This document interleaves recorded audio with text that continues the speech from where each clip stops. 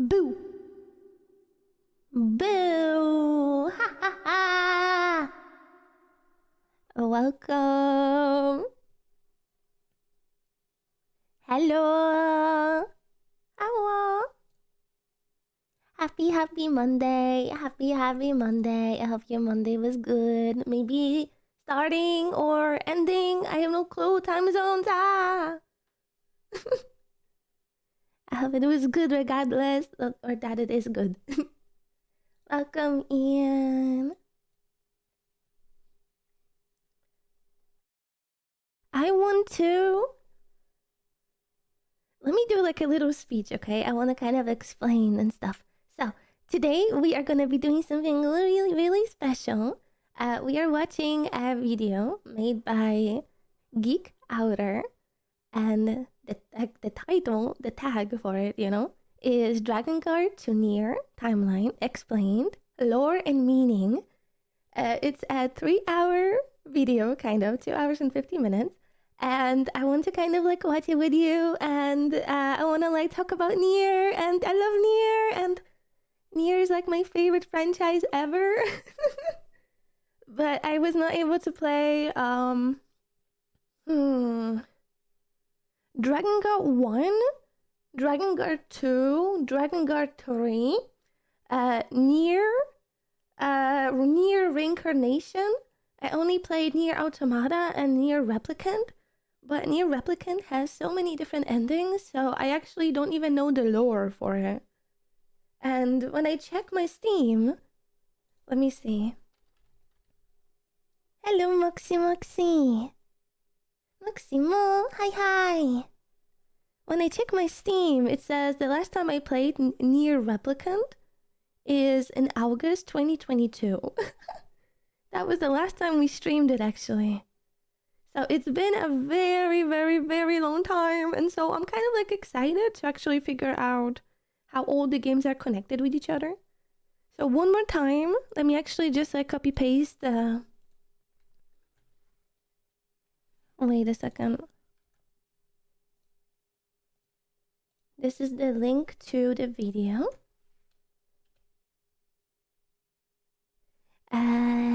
Shout out to the video, shout out to Geekouter for creating the timeline and stuff, and then we can watch it and uploading it and spending so much time, because I know it took forever to even do it. And just like connect everything together. Oh my god. Huge respect, mega respect. Thank you.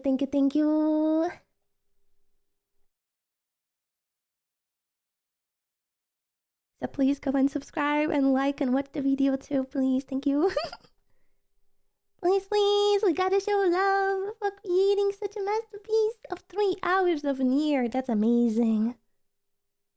Oh, Moxie, that is so sweet. Just lurking. Hope your morning was awesome. Thank you. It's like, it's not morning. It's kind of like nearing, I would say night. I think it's nearing night for me. I wish it was morning. I wish I could teleport back a few hours. But no. Hello, Grey Pants. Oh, Sonic, hello. If you have a better joke, let me know, because I'm just gonna add it to the Nightbot.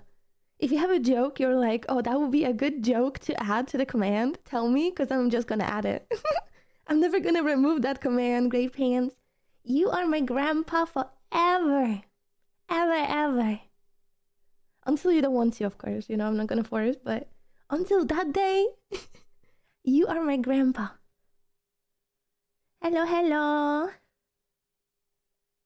Oh, and hi, Wolfie. Thank you so much for having time to moderate like a spontaneous little stream of me kind of, you know, talking about NieR. And I love NieR. And NieR was like our first game that we played here. 6 years ago, which is really crazy. I mean, technically it was VR chat, but... like a game, that was NieR Automata. It's a really important franchise for me, for real. And today is all about NieR. If Tini has time to stop by, I think he's gonna be happy. Hello, Casual. Hi. Shout out to Casual, thank you. Hello, Casual. Hello. It's 1 p.m. for you, Sonic. Whoa. That is crazy. I'm telling you, time zones? Like, what?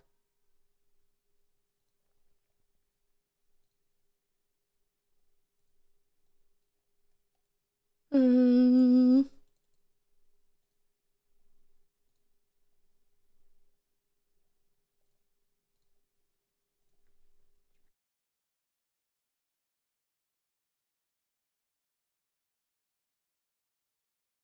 I think everything should be okay.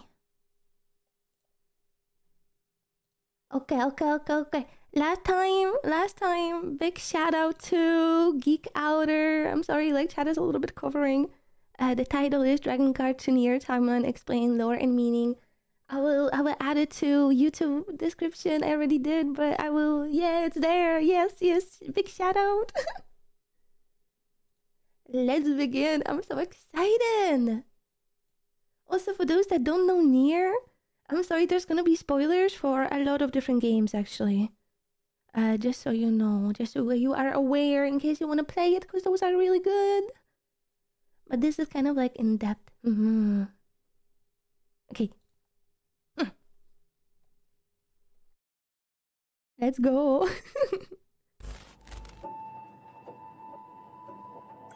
Hello there. Let's not waste too much time on this intro. I want to set expectations somewhat soon so everyone knows what they're getting into. YouTuber Dan Olsen, known for his popular channel Folding Ideas, once tweeted on January 12, 2019, the following sentence: "No meaning, only lore." Now, given the complete lack of context or further explanation, anyone could come up with different interpretations on what he meant by this. What I think is that this is a critique on a trend you often see on YouTube about X piece of media lore explained. I mean, okay, I'm gonna say I don't know who that person exactly is, so I hope they explain it to me because I don't know their name. I don't understand. Videos, where people generally summarize Educate and me. overfocus on details about the lore, like timelines, author statements, character profiles, world-building details, etc., as if these works are reducible to the minutiae of its series of events, puzzles to be solved once placed in comprehensible timelines and summarized into the most basic aspects of its plots, all the while not engaging in actual analysis of its meaning, what those stories are trying to say, the subjective feelings you may have experienced in engaging with it, what it says to the experience of being a human, etc. As such, I don't want this video to simply be lore with no meaning. This is not just the Drakengard story explained as if everything needs a pedantic breakdown. There will be a lot of abridging and summarizing, mostly because I just like doing that, but also my own analysis on its themes, how I think these stories fit together in what... Oh my gosh, I love that. I love that they're going so in depth into it and it's not just like flatline, okay, what is the game about? But kind of like going deeper. I like that. I'm really excited because that's kind of like what I was looking forward to. Because there's, again, so many games that I haven't played in the franchise of NieR. And there's not many games that include Drakengard specifically for me. And I am really interested in combining it all because even for me it's kind of confusing. So I am really happy and grateful that you decided to do it this way. Yeah, or like they decided. And a lot of fancy editing and framing from this script in order to build a mood, flex my artistic predilections, and hopefully relate to viewers who are not familiar with the series a taste of the experience that is playing/watching this crazy and quite frankly moving universe from Yoko Taro. That means this won't be an exhaustive and unabridged summary of every single piece of Drakengard media, and Lord knows there's a lot of it. Only that which I judge to be particularly important and meaningful for the whole picture. I will, at my discretion, expose some stuff out of strict chronological order for emulating the dramatic effect many of these reveals have in the original stories. I'll also throw in some of my reviewish thoughts on the games and series and novels. I'm saying all this from the get-go because I also understand some people are indeed looking for objective summaries, timeline explanations, and so on, and that's totally fine. But my intentions with this video here is to create something that's hopefully more engaging, that explains stuff for those looking for it, but also offers an entertaining experience inspired and informed by the subject matter. If none of that is for you, no harm done, and I completely understand. Nah, don't worry, fam. It's for us. We want to be here and we want to experience it all. Tell me. Yeah, educate me about the lore, please. All the details. Suggest checking out Just want to put it out there. the complete and abridged timeline of NieR, if that's more your jam. For any of you who do Yeah, decide please. to stay, if you're in the know about this stuff already, I hope you have a good time. If you're new to this series or don't want to experience it in its original media, I hope this video can spark interest and curiosity about it in you. With all that said, welcome to the cage. I just want to say thank you so much for also including the music from the game and making everything NieR-ish, like as if you just open settings in the game. That is so cool. Like specifically NieR Automata reminds me. So cool! Before we begin our look into this world's I love history though, let's start with what video essays always do. Some context. Yoko Taro is a Japanese game developer and is more ostensibly known as the main creative force behind the Drakengard and NieR series of video games. It's important to point out that he does not do any of it alone, as many other people contribute to this whole series in very substantial ways, including when it comes to writing the scenario for said games. But what's so cool about Yoko Taro is the fact that he's wearing a mask that is kind of like an Emil mask. If you played NieR Replicant, you will recognize the mask. It also shows up in NieR Automata. I'm not sure if they are going to mention or talk about Emil in depth, but I kind of just wanted to say because it's kind of like a fun fact. There's lore between those games, and there's like, yeah, he shows up in NieR Automata too, even though that one is kind of like very much in the future. Yeah. It is widely understood nonetheless too. that this series is pretty much his baby. He is almost always involved in it in a supervisory role if he's not the director, and his many interviews with cryptic, provoking statements about the overall setting do always offer important. He's so quirky too. He's like, I love this. He usually never takes the mask off. Oh, actually, oh my god. Ooh, I need to remember how it went. I read a story that there was like this event where, oh, I wish I knew which one it was because there's a lot of Game Awards like events happening around.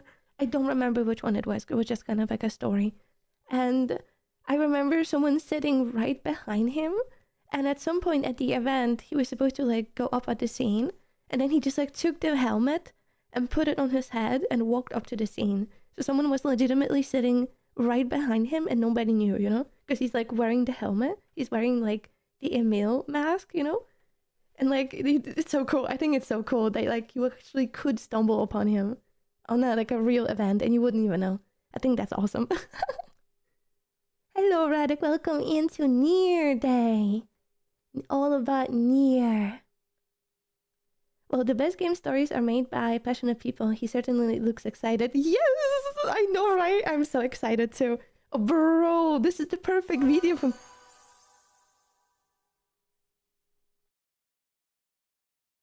Whoa.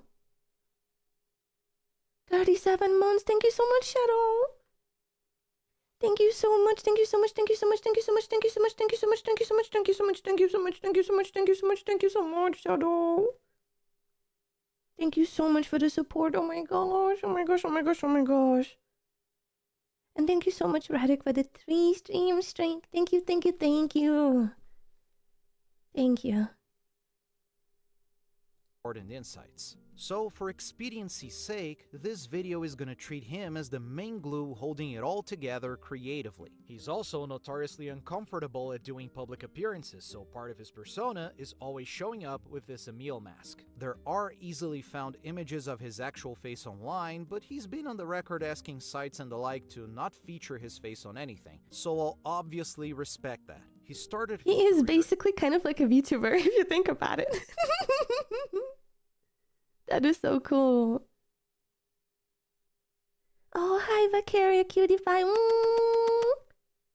Welcome to NieR Day. Haha, all about NieR. I'm at work, but here to lurk for a short while. Oh, it's okay. Thank you so much for lurking. I hope I'm like a nice background noise together with the video. Again, shout out to Geekouter The link is pinned by Wolfie in the chat if you want to check it out. Please do. Please like it. Please watch it as well. And please subscribe to them. Thank you, thank you. They put a lot of time into making this. Like, it's actually insane. It's again like 2 hours. 2 hours, 50 minutes. Crazy. At Kavya, a now defunct third-party game studio that developed for many publishers, one of which was Square Enix, who eventually published his first game as director and scenario writer in 2003 for the PlayStation 2, Dragon Dragoon, as it was originally titled in Japan. When localized to English, the title changed to Drakengard. And if I may chime in real quick, I just really like the English title. It just sounds so cool and appealing, and the guard is just drag backwards, which is a I like it more than Dragoon. Drakengard. Drakengard. It's kind of sick. nice reference to the original title while making it sound distinct. Anyway, the game did sell well enough in Japan to warrant a sequel and received mixed reviews in the West, but it didn't exactly set the world on fire in both hemispheres, so it stayed well within the niche space, garnering a strong cult following but never really managing to snag the big budget game treatment for most of its run. And I do mean most. As of this video, the only certifiable quote-unquote hit in the series was NieR Automata. As you've probably surmised, Drakengard and NieR are... That was the first game that kind of introduced me to the NieR franchise. Oh my god! Hi Arthur, oh my gosh! Hi Nay, sorry I've been absent lately, didn't have time to watch anything, hope your day is great. Oh, you're so sweet! Oh my gosh, you are so sweet. Thank you so much. Thank you. Thank you so much for the support. That is insane. Please don't apologize also. Please don't. No. Never apologize for life making you busy, you know? That happens to me as well. I think that happens to everyone here. And some stuff is just out of our control, you know? And the worst thing you can do is kind of like to push yourself when you no longer have energy and you like legitimately can't because you're tired, you know? The first thing you should do is take care of yourself. And that is the physical, you know, that is your soul, that is your mental. And don't worry, because the community is always going to be here and is always going to like welcome you back with open arms, you know? So don't apologize, don't feel bad.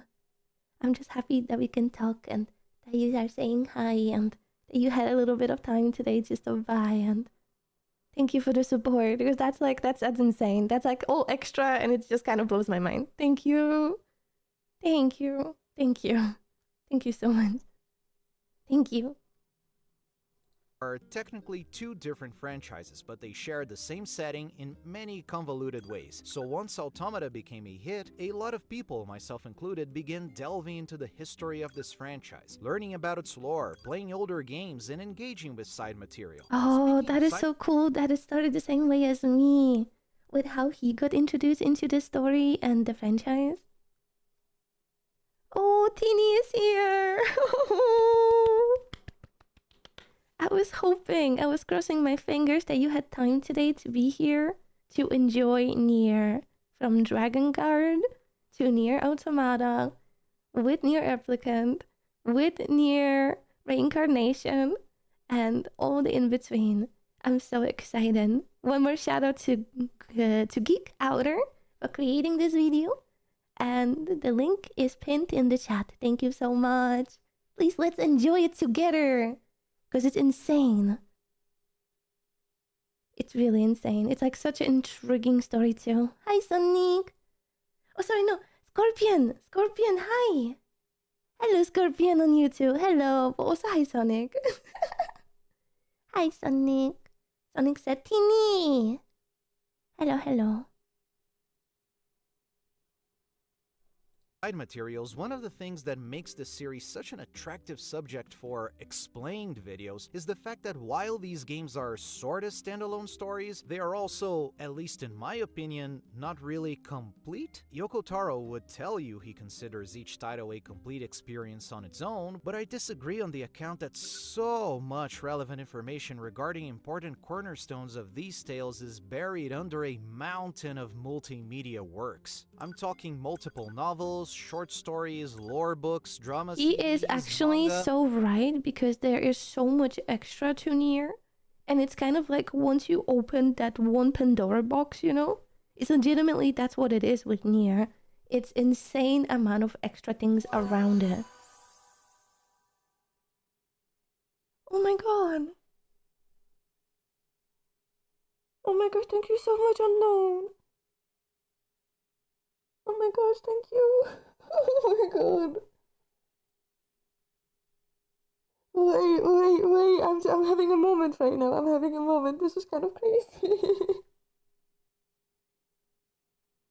Thank you so much, Unknown. I appreciate that so much. Hello. 5 gifted. That is so much. That is so much. Hi. How are you? How are you doing? I hope you're doing good. Has your summer been awesome?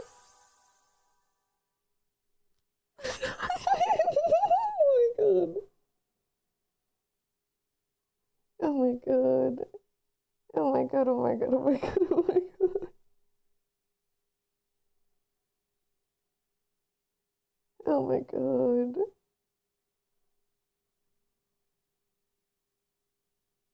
Oh my god, thank you so much. Thank you so much. Thank you so much. Thank you so much. I just need to, oh my god. That is so kind of you. That is so kind of you.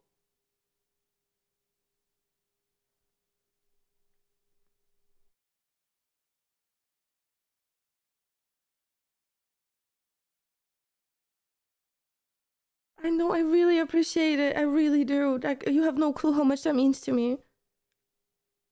Bro. Oh my god. Oh my god. Oh my god. Oh my god. Oh my god. It's because it's like, it's making me emotional, man. It's just, I'm just trying to just like stay collected and like, oh my god, because otherwise I will not be able to talk. And I'm like, oh my god. That is a lot, bro. 10 is a lot. What do you mean? What do you mean, whoops? I don't understand. Oh, man.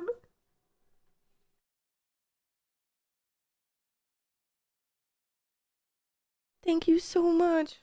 Bro, thank you.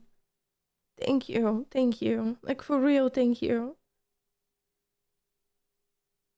Oh my god. Okay, cheers. Let me just, cheers. Thank you so much. I'm drinking water today. I'm drinking water. Water. Thank you. Thank you.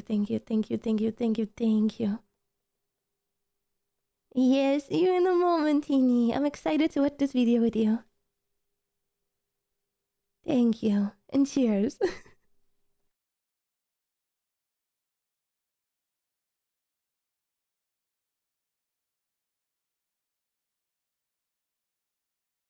Okay, I opened the bottle. Cheers. Cheers.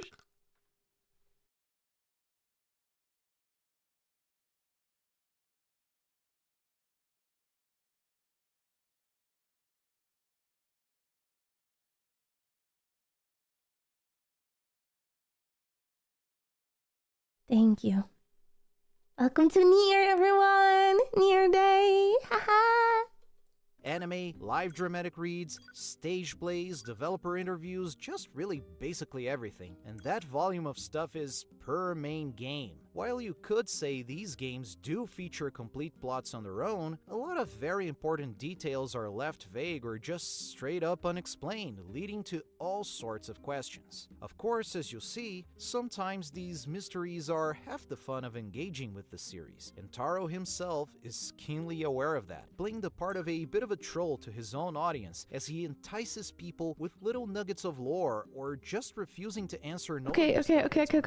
Whenever there's any news about NieR, usually the community always takes it as like a joke or him just trolling everyone. And so you cannot ever trust anything about NieR. that is being put as like official sometimes. You have to understand. You never know. You have no clue.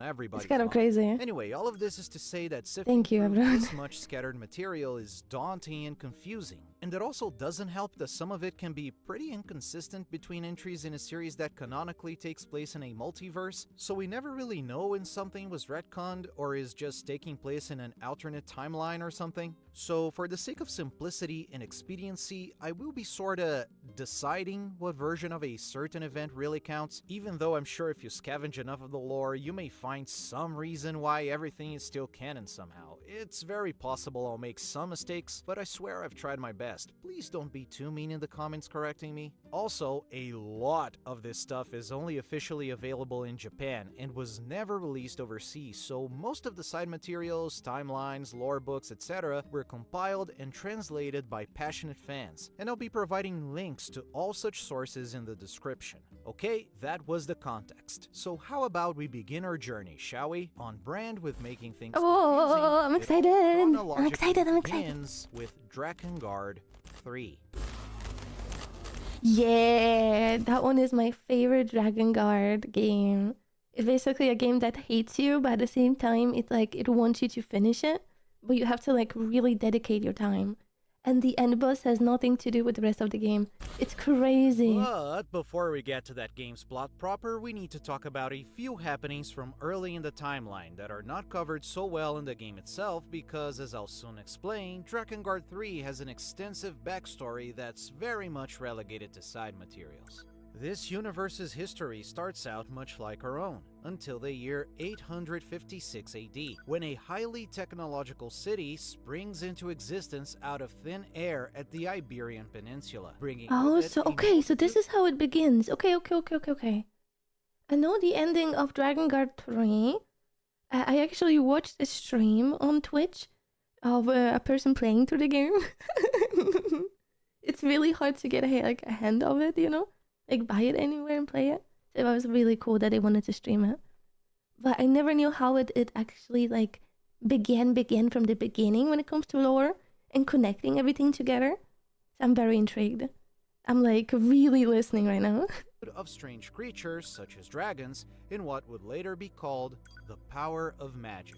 This event, known as the Cataclysm, caused unprecedented chaos among the European lands, as famine, riots, and criminality outbreaks resulted in heavy shifts of ruling powers and the erosion of country borders. What was left eventually began to be called Midgard by its people, and the magical city was also given its own title, Cathedral City. Okay, so okay. Wait, wait. I think that's gonna be relevant. Okay, so the Cataclysm was actually the Midgard place. Okay. The magical city was And then they also have a given city. its own title, Cathedral City. Cathedral, The Catholic okay. Church Okay. merged with the Pythagoras Institute, an organization made of former nobles that fled to Cathedral City in order to study it and formed a new faith simply called the Church, which began acting as the de facto centralized power from within Cathedral City, regulating and monopolizing the study of magic as it expanded its political power to neighboring areas under the pretense of bringing order to the absolute chaos. After many a political maneuver, the four main lands surrounding Cathedral City, the land of sands, sea, forests, and mountains, were dominated. Oh, that's very interesting. Okay. So some of those places exist like that. I think are inspired by these in NieR Automata. Oh. By the church, which assigned each to a lord. And thus, the land of Midgard was Oh. stable under control of the church and the lords of the lands, until a mysterious and unclear disaster struck Cathedral City. Believed to be some sort of accident caused by the Magic Research Academy run by the church, a large explosion occurred that is said to have resembled a giant black flower in the night sky. Oh, and that is Drakengard 3. Oh my god. Okay, wait, bro. I'm like connecting the dots in my brain of what I know of NieR. That is crazy. Okay, and then it... Oh, spoiler already for Drakengard 3. The flower... 3, 2, 1. The flower grows from in the middle of the city and just kind of blossoms out of nowhere.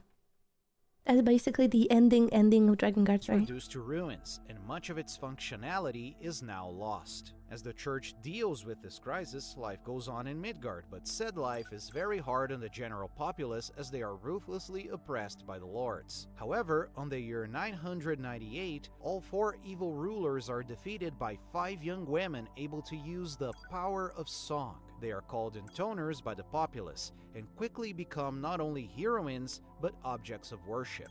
Oh, that I do remember. Yeah, Drakengard 3. 2, 3, 4, and 5.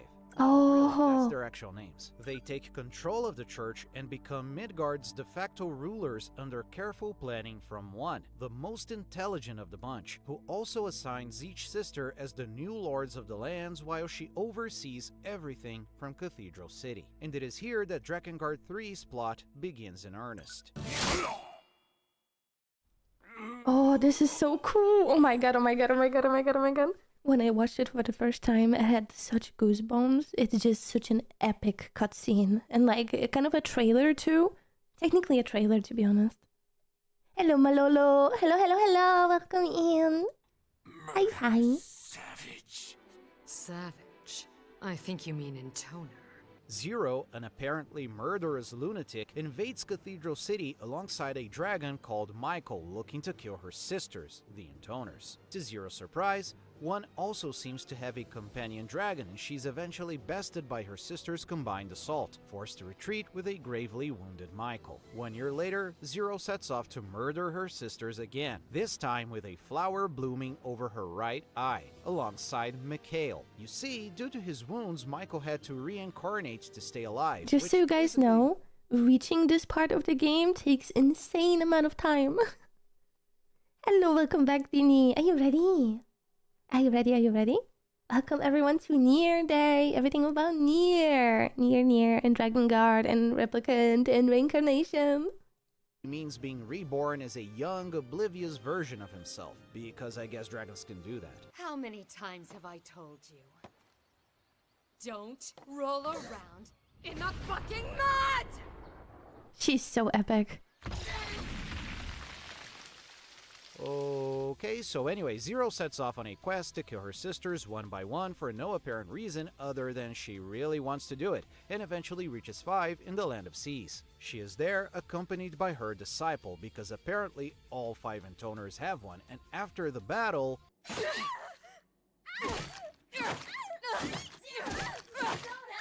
Shut up! This game doesn't take Yeah, itself thank too you actually for that. seriously, does it? That is an insane moment. There's so much things. Oh my god. I remember when I watched it. Dead! She's dead! Your little disciple won't be taking your abuse anymore! So basically, all these characters have kind of like a bond with one of the This sisters. murderous goblin here is called Dito, and he hates And his not Intoner all with of them kind of enjoy their work, or like they don't really want to be there. Not all of them, you know, they all have kind of like their own reasons. And he specifically just really didn't want to. That's crazy. I don't remember it decides being to this serve kind Zero of instead, whoa. as they go to the other lands to murder her other sisters. So they go to the land of the mountains and... You hear that? Listen to them! Those poor fools are burning up! The smells, the screams! Man, I'm gonna sleep great tonight!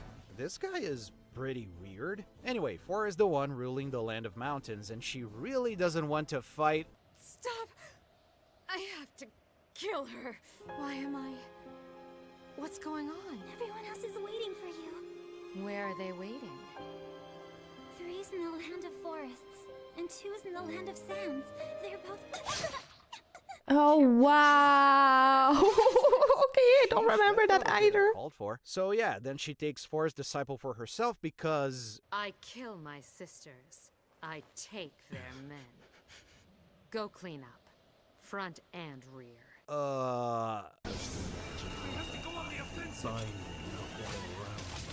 Just the sight of her love pantry was enough to make my snakes breathe. Dude, this game is That's a lot of just sex something jokes. else. That's insane. You only knew the surprise I've got in store for you. Like, what is this? I surrender. Okay. That was actually Okay. funny. Wait, what? Perhaps removing your clothes would provide a bit of relief? Okay, why is everyone in this game so horny? So yeah, the structure of Drakengard 3 is basically this arcade-like level-to-level hack-and-slash experience with some light RPG elements, and the characters are constantly yapping during gameplay, and they're all pretty obnoxious if I'm being honest. Yoko Taro did go on record to say he wrote the script for the game while half-laughing, and I guess this translates to a bunch of sex jokes and That humor is about so funny. Oh my god, he was half laughing through everything he was written in the game. Oh my god. The best and worst thing about Drakengard 3 is that it kind of began the whole thing with different endings of the game, right? And so in order to reach the final ending, when the game is so annoying, is through collecting all weapons in the game, possibly, like, with gold, with killing, with score, with everything you can think of. There's so many of them too. And that is the only way to even finish this game. Absolutely crazy. usual structure of video game narratives. What the? Ah! You killed him! Are you sure you should have done that? I mean, there's a certain order we gotta go through here, right? To be honest, the dragon in this game was my favorite character. I love Michael. Run off to someplace, then we get more information. Shut up.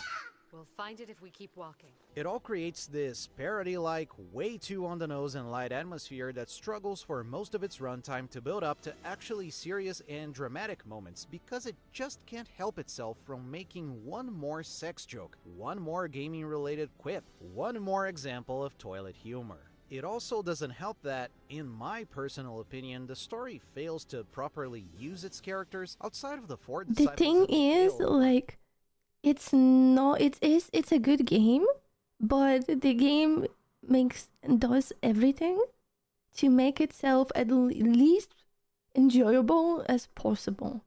Like, they haven't said it, but the camera also in this game is absolutely awful. It's insane. And like, there's just so many things. There's so many things about it. It's just, oh man.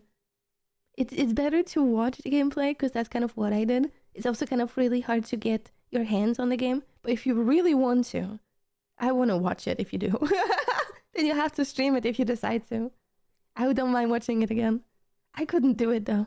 Constantly yapping, the rest of the cast, especially Zero Sisters, are just barely characters. They have little screen time throughout the whole game, and we only get their most basic character-specific quirks and, quite frankly, nothing else regarding who they are as people and how they bounce off of each other. 2, for example, spends the entire game with her mind broken, and the reason for that is only ever revealed in her DLC. The only sister we get to see a bit more of is 1, and even then, she's basically just the final boss that quickly bites the dust. The world building is also lacking. You get a few I snippets of remember something exposition about here this and there, sister, the last one, the blonde one. That was 1, I think.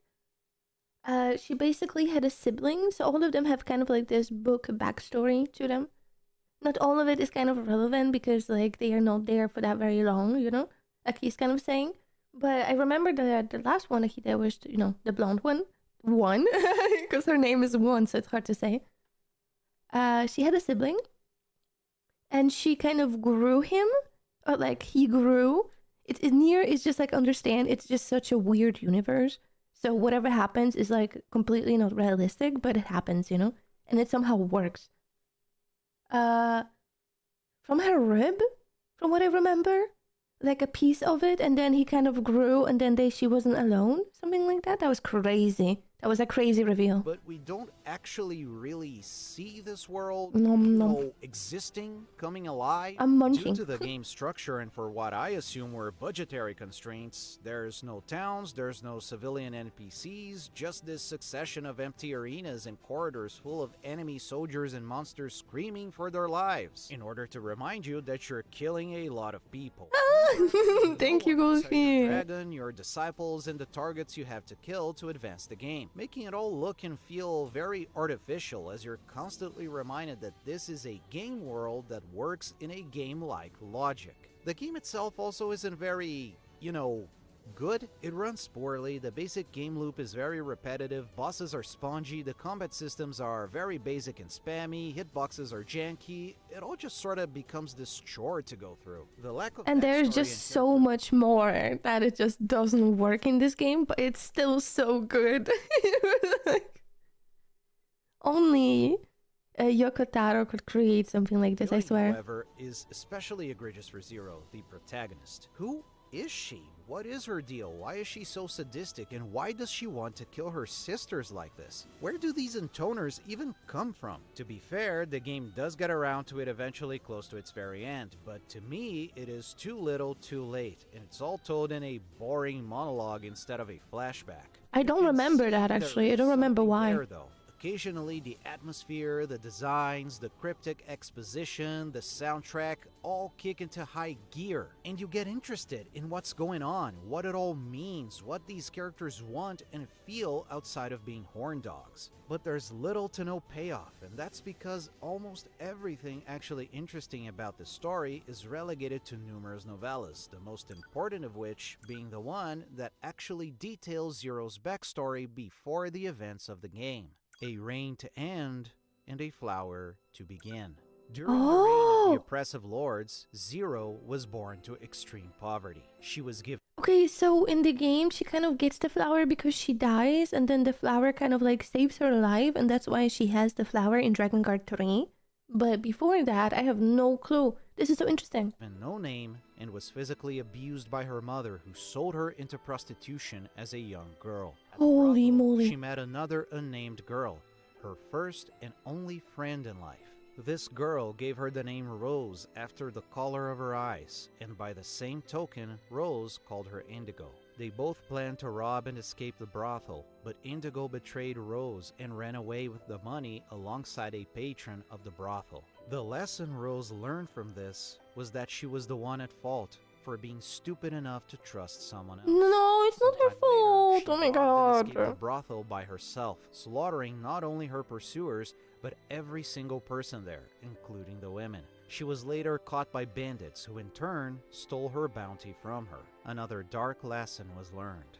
I waited for my chance and escaped before they could sell me back into whoring. This time, thievery was out of the question. I knew I would be better off not trying to carry off their money. Any coin I had would just be stolen. If I needed something, I didn't have to buy it. I could take it. No one could rob from me if I had Oh enough to man. and so, she led a life of murdering and plundering in order to survive. She did not just steal, but killed all her What the victims in order hell, to avoid bro? leaving loose ends that could come hunting for her. She killed men, women, children, and the elderly with little remorse. Eventually, she met a man, and they began to live such a life together.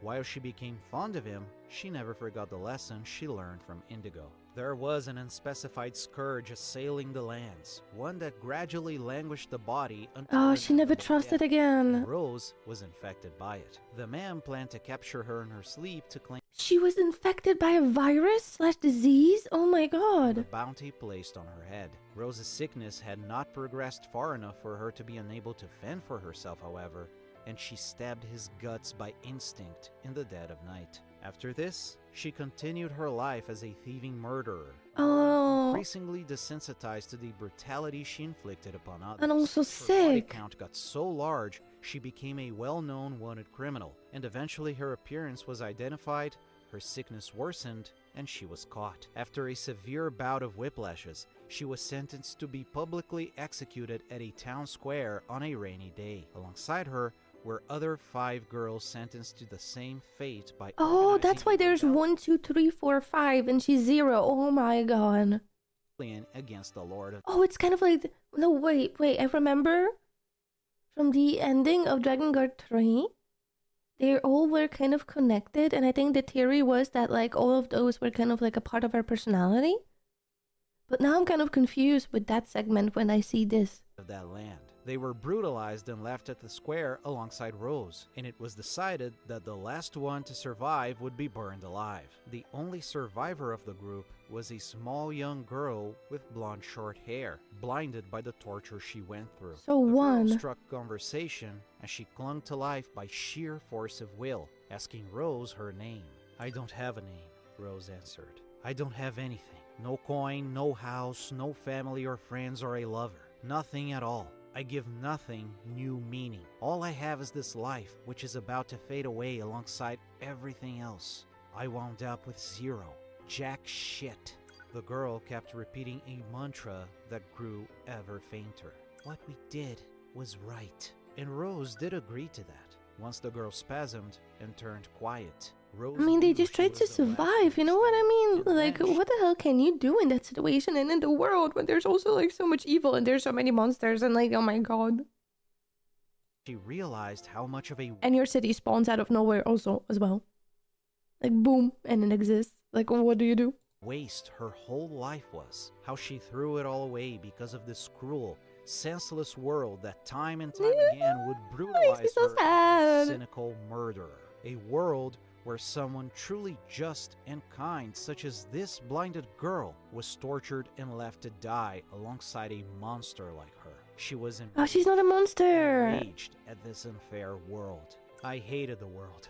I had damned it in my mind since before I could remember. I could feel a tremor of a scream in my throat. Something warm dribbled from my mouth. It was blood, not a scream. This fucking world is trying to kill me. Fuck that. Fuck the world. Fuck you all. You fucking die. Fuck you. Fuck you. Fuck you. And right then, at the very I'm just end of gonna her say, life, voice acting, incredible. That was awesome. Whoa. I actually got spooked. I'm like, whoa, whoa, whoa, whoa. Okay, whoa. Okay, I'm listening. I'm paying attention. Sorry. she That's crazy. noticed a rose-petaled flower blooming right in front of her. She was entranced by it, staring with a quiet smile. She has the flower in her eye. Moments before life left her completely. She has the flower. It's the disease. Oh, I'm connecting the dots. The flower infected her, and somehow she was reborn in perfect health and bearing the power of song, which is actually the power of a mysterious parasitic flower that would use her body to bloom to completion and destroy the world. See, I Rose remember instinctively this. From this part, I remember. But everything before, no clue. Insane. Insane. And as the flower Like what? bloomed from her chest, she attempted to pierce it with her sword. Sensing her hostility toward it, the flower grew and spit Rose's insides onto the floor before retreating back into her body. From among the blood and viscera rose 5 small girls with numbers on their foreheads. They looked at a paralyzed Rose and called her Big Sister. The girls all looked vaguely familiar, especially one. Rose immediately understood what happened. The flower had split itself in 5 more bodies, and if these children were left to their own devices, they would succumb to the Oh, powers. so basically, because those girls or like these characters were the last characters that she kind of like bonded with, I guess the flower like also in a way kind of infected them, maybe? I don't know. Am I understanding it correctly? Ah. Rose was weakened, but still attempted to kill them then and there. The one that looked like the blind girl on the square protected her sisters and fled before Rose could do anything. And so, the Intoners were born. Rose changed her name to Zero and set off on a quest to find and kill her sisters with the flower inside of her, not allowing her to die. She eventually met a strange woman called Accord who told her what This she is, already oh my knew. god, oh my god, oh my god. Okay, this is where everything connects to NieR Replicant, NieR Automata, and NieR Reincarnation. This is where kind of like everything combines. This one character that shows up basically before the credits roll in Drakengard 3. Can you imagine? Like the last minute, this is where she shows up. And this is where everything connects. Like, what do you mean? Like, what do you mean? About the dangers of the flower, but also some much needed new information. Dragons were the natural enemies of the flower, and only they could destroy it for good. Zero had to procure a dragon, and by chance met Michael, who detected the flower inside of her right away and agreed to aid her in her quest to kill her sisters and herself, after all was said and done. In an unexpected twist, the young girls that sprung from the flower actually decided to fight for justice and peace against the lords and the church, as is depicted in the manga 5 Intoners. Led by one's fierce sense of justice, What? they began There's to manga about them? There's manga about what? What? I never heard about it before. What? What? I knew there was a lot of things, but manga as well. challenge the What? lords, and What? through trials and tribulations, one met the black dragon Gabriella, who decided to help her. In the process of looking for the lords, they inadvertently released a mysterious and powerful being that was sealed within the depths of Cathedral City. This malicious black sludge took control of all sisters but one, and amplified their power so they could summon otherworldly demons to rampage the world as it took the form of a large black flower. Zero found them in the middle of the scale. Wait, but is this like... This has to be before Drakengard 3, or is it in between of the game? Like, when does the manga happen? I need that info. I didn't catch that. Because if she goes after them as well, and Michael is there, so it has to be kind of after the game, but it doesn't match after the game because the ending of the game is completely different. I don't understand. To stabilize 2, I don't get 3, it. 4, and 5, she used the power of her flower to turn 4 white doves that were passing by into humans that could help control their power of song. These would eventually be called disciples. Okay, it has to be before. Okay. Except one has them by their side. Oh, so it's the old dragon. It's not Michael. Oh, I understand now. I thought that was Michael. I'm like, what do you mean, Michael? There's... Oh, it's the before, that's why it's bigger. Ah, haha, I Zero is understand now. unable to defeat her sisters and has to flee. All 4 lords dead, the 5 intoners take control of the lands and prepare for the inevitable day Zero will come back to kill them. One is the only intoner to realize something about their existence is not right. Their memories of childhood are hazy and don't match up, as if they were fabricated. Their power of song is mysteriously absent from any historical records, and it causes side effects to their bodies. 5's breasts grow abnormally big, as does 4's nails and 3's hair. 2 has super developed muscles giving her super strength, and 1 herself has her 5 senses incredibly sharpened. Oh, so they Another actually side all effect got of the power of abilities song too. is increased libido. So there, that's the reason every one of these characters is so horny and talk about sex all the time, as another role the disciples have is to help take care of their intoners' needs. I don't personally think it's a good excuse, but it's one nonetheless. See how all this backstory... It's there. That's what I have to say. It's Geekouter. It's dumb, man. It's Drakengard, bro. It's In any different. case, continuing It's where we crazy. left off in the game, Zero kills 3 and 2 and gets their disciples, Octa and Sant, for herself. She flies to Cathedral City with everyone in tow, and before the final confrontation with 1, she turns all the disciples back into doves. Isn't that Context I insane? gave That's you- all they were from the beginning. They were actually just birds.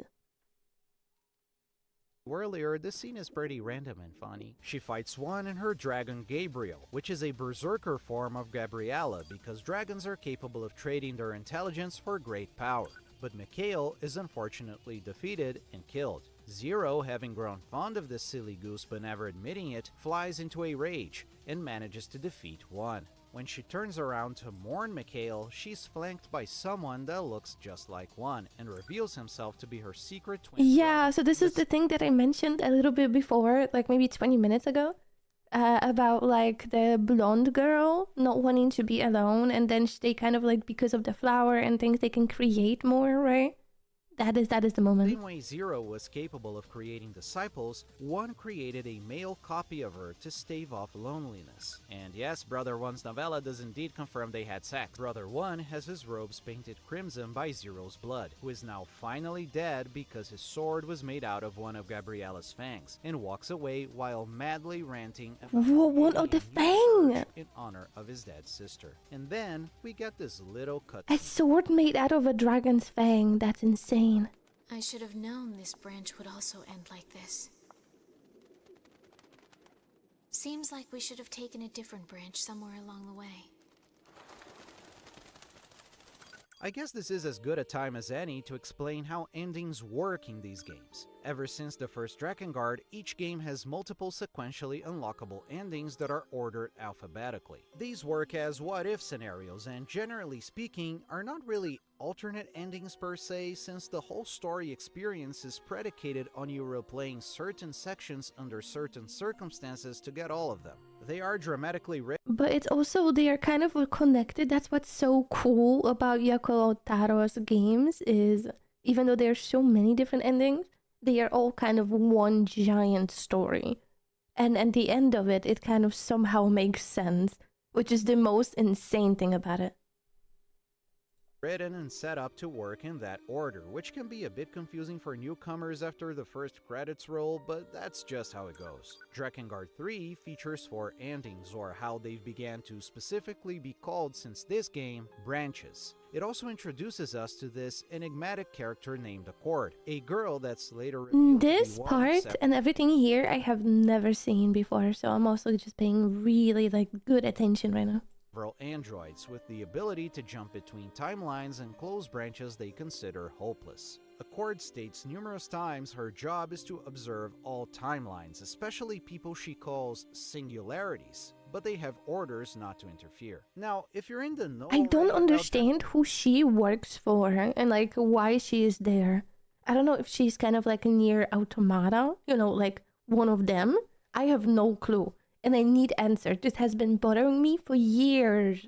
Years, really years. It's crazy. One, you're probably thinking, I never understood that. well, okay, so this ending A is the one that leads into the first Drakengard, right? Oh, my sweet, sweet summer child. That would be simple. Too straightforward. Make too much sense. Yep. What actually happened here, and I'm not kidding, is that ending A of Drakengard 3 leads into the manga Read Unto Death, detailing Brother One's And this is later where the excursions, which lead Drakengard into 3 lost me. Because I'm like, okay, which manga, which what, when? That's why I have no clue about so many of them. And this one is also called Dragoon, which is, the name that before it got translated to English. That is the Japanese one. It's the same thing. Like Drakengard's setting, only not, because it actually leads to Drakengard 1.3, which is a series of short stories that retell the plot of Drakengard 1 with several changes. I have no clue about this its either. Own separate timeline, completely divorced from later games, because why the fuck not? Oh, okay. So those were its own completely different thing, and it's completely different timeline that isn't connected to anything else, but it's still in the universe. What do you mean? What? The 4 endings in Drakengard 3 lead to the first one? Why, none of them, of course! In order to correct this and clear up the confusion, a novelization of the game's plot was written by the writer of most novels in the series, Ami Nagashima, under her pen name Jun Eishima, called Drakengard 3 Story Side. It has been described by her as the de facto branch E of the game, and the one that actually leads. Hi, Andy! Welcome to NieR Day, where we are talking about NieR, and we are consuming NieR content, and we are going through all the different games and timelines. Created by Geekouter. Thank you so much again! Link to the video is pinned in the chat. Thank you so much for stopping by and wanting to be here. Appreciate it. Hello, Andy. Leads into the events of the first Drakengard, so I had to read it. It bears saying this book is old and out of print, and was never officially released outside of Japan, but there existed a complete English fan translation done by the That is folks at crazy, Ford's bro. And this is also oh my god. So much about NieR is so hard to get. And then when you finally, there's something about it, it's not translated, not finished, not officially released because it needs something. And then, it's, oh my god. And then they also troll us all the time, Yoko Taro. Pain. Hi, Quincy. Hello, welcome to the stream. Welcome to NieR Day, where we go through different games of NieR. A site dedicated to translating and compiling side material for the series, which was unfortunately hit with a cease and desist by Square Enix. The novel itself is basically a mishmash of events that happen in all 4 branches of the game, with some extra scenes further explaining stuff. And since I have no more money to commission art, we'll have to make do with game footage despite some things clearly not lining up to what will be described. Ah, okay, that's fine. Don't worry about it. Read the book without context from the game anyway, because I think Storyside does an even worse job of presenting its characters. The disciples have a lot less yapping, and the first 4 sisters are even less featured. What it does better than the game by far is in fleshing out Zero's character. While the narration is mostly in third person, the whole story is told from Zero's point of view, and as such, we are privy to her own thoughts and feelings regarding the whole matter, and that's a game changer. She muses Oh, about okay, yeah, so first through the whole game, you basically only hear what they talk about, you listen to their dialogue, you're kind of like a fly, but here you're actually inside of her head. That is so interesting.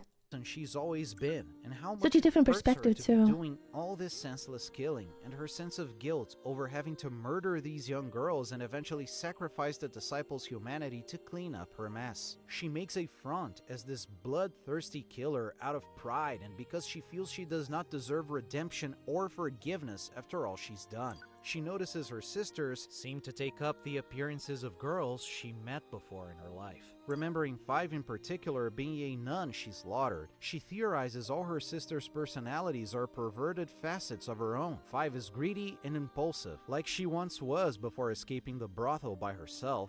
Four Oh, is her so it stubborn, is kind of her personalities. Remember when I said that? I was like kind of brief about it because that's kind of what I remember from Drakengard 3. Whoa! Also from the beginning of like the little cutscene we had of her background, I also said like maybe it's because it's kind of like the disease combined it somehow to her personality or something. Whoa! It actually is!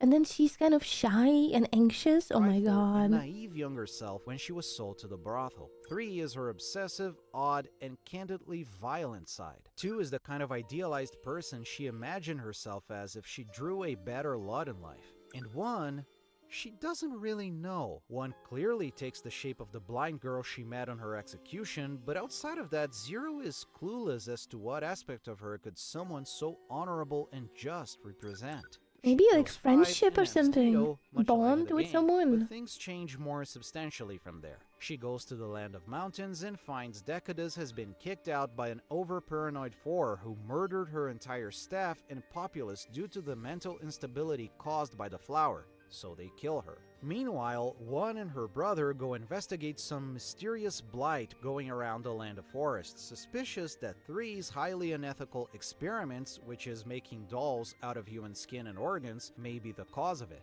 They don't ever really find 3 or uncover what is causing that poisonous mist, and leave as 0 arrives with her posse after coming across a wandering and heartbroken scent, because 2 took her own life when she realized her trauma weakened her to the encroaching malevolent. Oh, okay, so this is in the meantime, like when the game was unfolding, this is kind of what she was thinking in the meantime, when it was happening, right?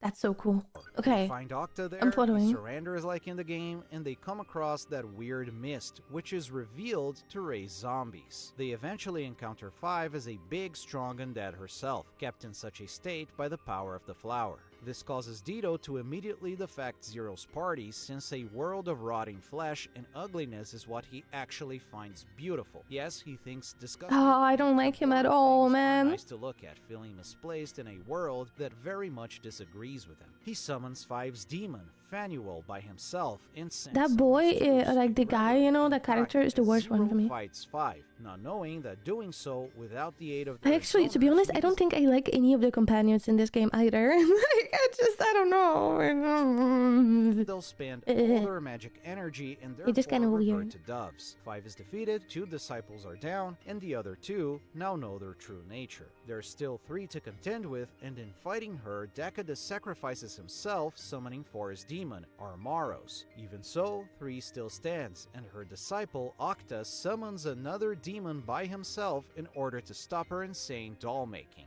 Turns out the pervy old man really cared about the people his master was killing. As 3 dies, we get an inner monologue that confirms she also did not know what was up with the zombie miasma in the forest. So there's only 1 and her dragon left in Cathedral City to contend with. Before the fight proper, 1 tells her brother, whose existence is a secret to everyone else, that he's her backup plan in case she dies fighting 0. When 0 and 1 are finally face to face at Cathedral I City, think that info right there was the most relevant for Drakengard 3 as a game. Like, what happens to 1? I think the other characters are kind of there, but 1 is just the most important, so I think... Huh. But then weird that she doesn't really understand why she was even created, right? Like, but then she gets the most also time in the game too. That is very interesting. Pedro, Zero learns that one holed up inside the library there in search of answers for her existence, and has basically pieced together the whole truth of it all already, but says she couldn't accept the answer. Even if they were manufactured existences, my sisters were alive! 2, 3, 4, 5. They lived! I will I not. mean, yeah, but you are also a disease because the flower, this shit shouldn't exist. Like, the flower is not good. So it's kind of like the only way to stop it, you know, kind of like a zombie apocalypse is to kind of, you know, get rid of the zombie apocalypse, you know what I mean? Like, oh, before it spreads everywhere. Just let you know what I kill mean? me to be arbitrarily created and then just as arbitrarily murdered? How could I possibly accept that? Can't accept it. Ah, that's it. She doesn't want to know the truth. She just wants to be able to accept it. Accept herself, her fate, and her death. There I am. One is me. And so, after a fierce fight, Zero emerges victorious. However, she realizes Mikhail and Gabriel killed each other off while she was busy with one. Not accepting this outcome, Zero realizes she may be capable of using the power of the flower within her to restore his life. A magic mechanism capable of merging souls through a price to be paid by the caster. Zero. Yeah, that's what I mean about like the flower needs to go. Like that should not be a thing that should even be considered in the world where the city just kind of poof appeared, you know? Like, what do you mean? What do you mean? The sisters have the exact same powers as you, Zero. What do you mean? It's what would much later on be known as a pact. Yes, I know technically it was one that did that first in 5 intoners, but framing it as such just sounds much more poetic, you know, just let me have this. She pays the price by reverting back into a child form as the pact works, and Mikhail is revived, now with a flower blooming over his eye. Zero ponders the implications of having basically transferred the flower to him, but to no avail, as she's stabbed on the back by Brother One. As they now share a life, Mikhail Wait, the flower moved on to the dragon? But that was the enemy of the flower. The dragons were the enemy. That was the only thing that could stop the flower and like burn it. That was the only weapon that they had was the dragon against the flower. What do you mean? And supposedly the flower. Brother One, devastated at the loss of his sister, goes on to impersonate her and create a new church in her name, the Church of Angels, or in its localized version for the US release of Drakengard 1, Cult of the Watchers. Many years later, with Brother One as the acting suzerain of this new church, the same black miasma that afflicted the Land of Forests many moons ago appeared in Cathedral City. Oh, it's gonna just repeat. Brother One used what little affinity for the power of song he had as a knockoff of the real thing to try and absorb it all within himself. It wasn't going to work until a female believer jumped in front of him. By a miscalculation of his magic, the miasma swallowed her up instead, and for some reason unknown to Brother One, the disaster ceased then and there. Sometime after, said believer died in agony, and the miasma began to spread once more. Brother One accidentally, through his faulty magic, created a system where a living human was necessary in order to seal this mysterious calamity. For voicing his opposition to such a system, he was ousted by his own church, and time passed. People forgot about the intoners, and a mysterious disease capable of turning man mad with bloodlust surfaced. We are now finally ready to enter into the realm of the original Drakengard. Okay, so basically everything just repeated with the flower because it didn't get eliminated. But I don't understand the ending of Drakengard 3 then. I guess he wasn't one of the sisters, so I get it now. That's what continued. Oh, okay. Okay. So a little bit of context again to help parse out information. The localized name for the Church of Angels in the Western release of Drakengard 1 in 2003, Cult of the Watchers, was a change likely meant to distance the game as far away as possible from real-world Christianity, because at that time games were under fire from religious and government institutions. Hello, hi mister. Welcome into NieR Day, where we are watching NieR and we are talking about NieR. And we are getting into the franchise of NieR and the NieR lore. Welcome. as we all know too well, so avoiding calling these monstrosities angels was probably a good move. By the same token, another notable change for the English release was that this universe's religions refer to multiple deities instead of a single one, when the original Japanese text states that these characters do believe in a singular god. Since these changes actually affect what I consider to be important world-building context for a reason that is no longer necessary in current times, I'll use the original terminology. I'm not really a purist for these things. I'm not calling Drakengard Dragoon, for example, but Yeah, I mean, if you guys think that Drakengard 3 was complicated, just wait for Drakengard 1, because this is where it gets a mess, and you have to think about, like, Drakengard 1 is, of course, before Drakengard 3, but in a way, it's, oh my god, it's like time play, you know, time skipping, time, dimensions, different worlds, things like that. It's kind of crazy. I think it's warranted. Anyway, society in Midgard descends to chaos after the Intoner government falls, so the Church of Angels attempts to carry the legacy of the previous church and restore order to the lands as the central state, but it doesn't succeed.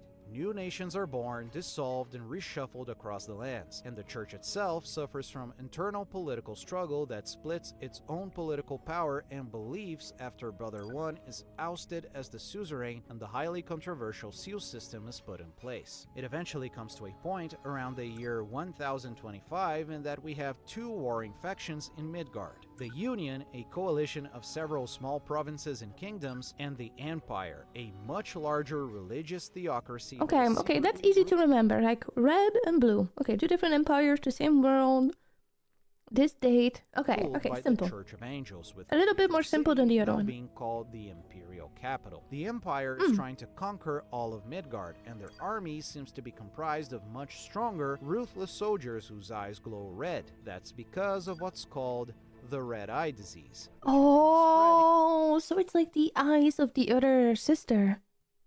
Also red. Through the Empire's ranks. Oh. Red unto death, as stated previously, belongs to a different branch from the one we're exploring. It's understood that its reveals on the wider setting are still canon, and that its events probably happened in some fashion on the branch that leads to the original Drakengard. In this manga, which I don't recommend for the faint of heart because of this character alone, if you know, you know. I have no Brother clue. One has roamed the lands of Midgard after being ousted from his own church alongside this evil bastard as they fight against monsters and the red eye disease epidemic. It is later revealed I personally, I haven't even touched a video about Drakengard 1. I don't know anything.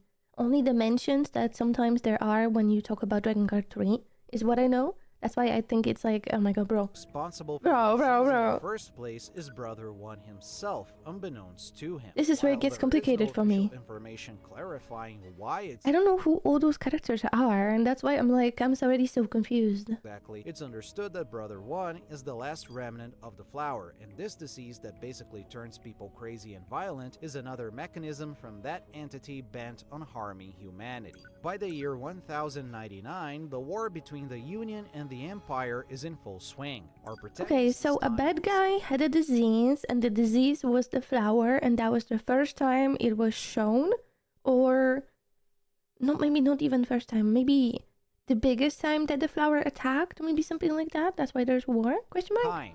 Lord Kaim! Yes, Kaim, not Cain. A prince to one of the Union's major kingdoms whose parents were murdered by a black dragon, and his sister was chosen as the 13th goddess of So the he's sea. basically the main guy of Drakengard 1. Goddesses tend to die very young due to the strain placed upon them by what they are sealing. The history behind the seal mechanism has been twisted with time, however, with the church from the Union believing that such seals are necessary to prevent the end of the world for reasons lost to time, and the Church of Angels at the Empire having changed their stance due to the red eye disease, now believing salvation and rightful judgment for humanity lies in breaking such seals. Before being appointed as goddess, Furiai was betrothed to Inuart, a minor noble and Kaim's childhood friend. As tradition dictated, the goddess must live in absolute seclusion in order to avoid contaminating the seal, so the wedding was called Oh. lives in a castle. One day, the Empire attacks said castle and search of Furiai, and Kaim goes to the rescue. Overwhelmed by the Empire's forces, I mean, Kaim meets with a wounded- couldn't she just kind of like put it in a box and have someone else also protect it? I feel like living in a room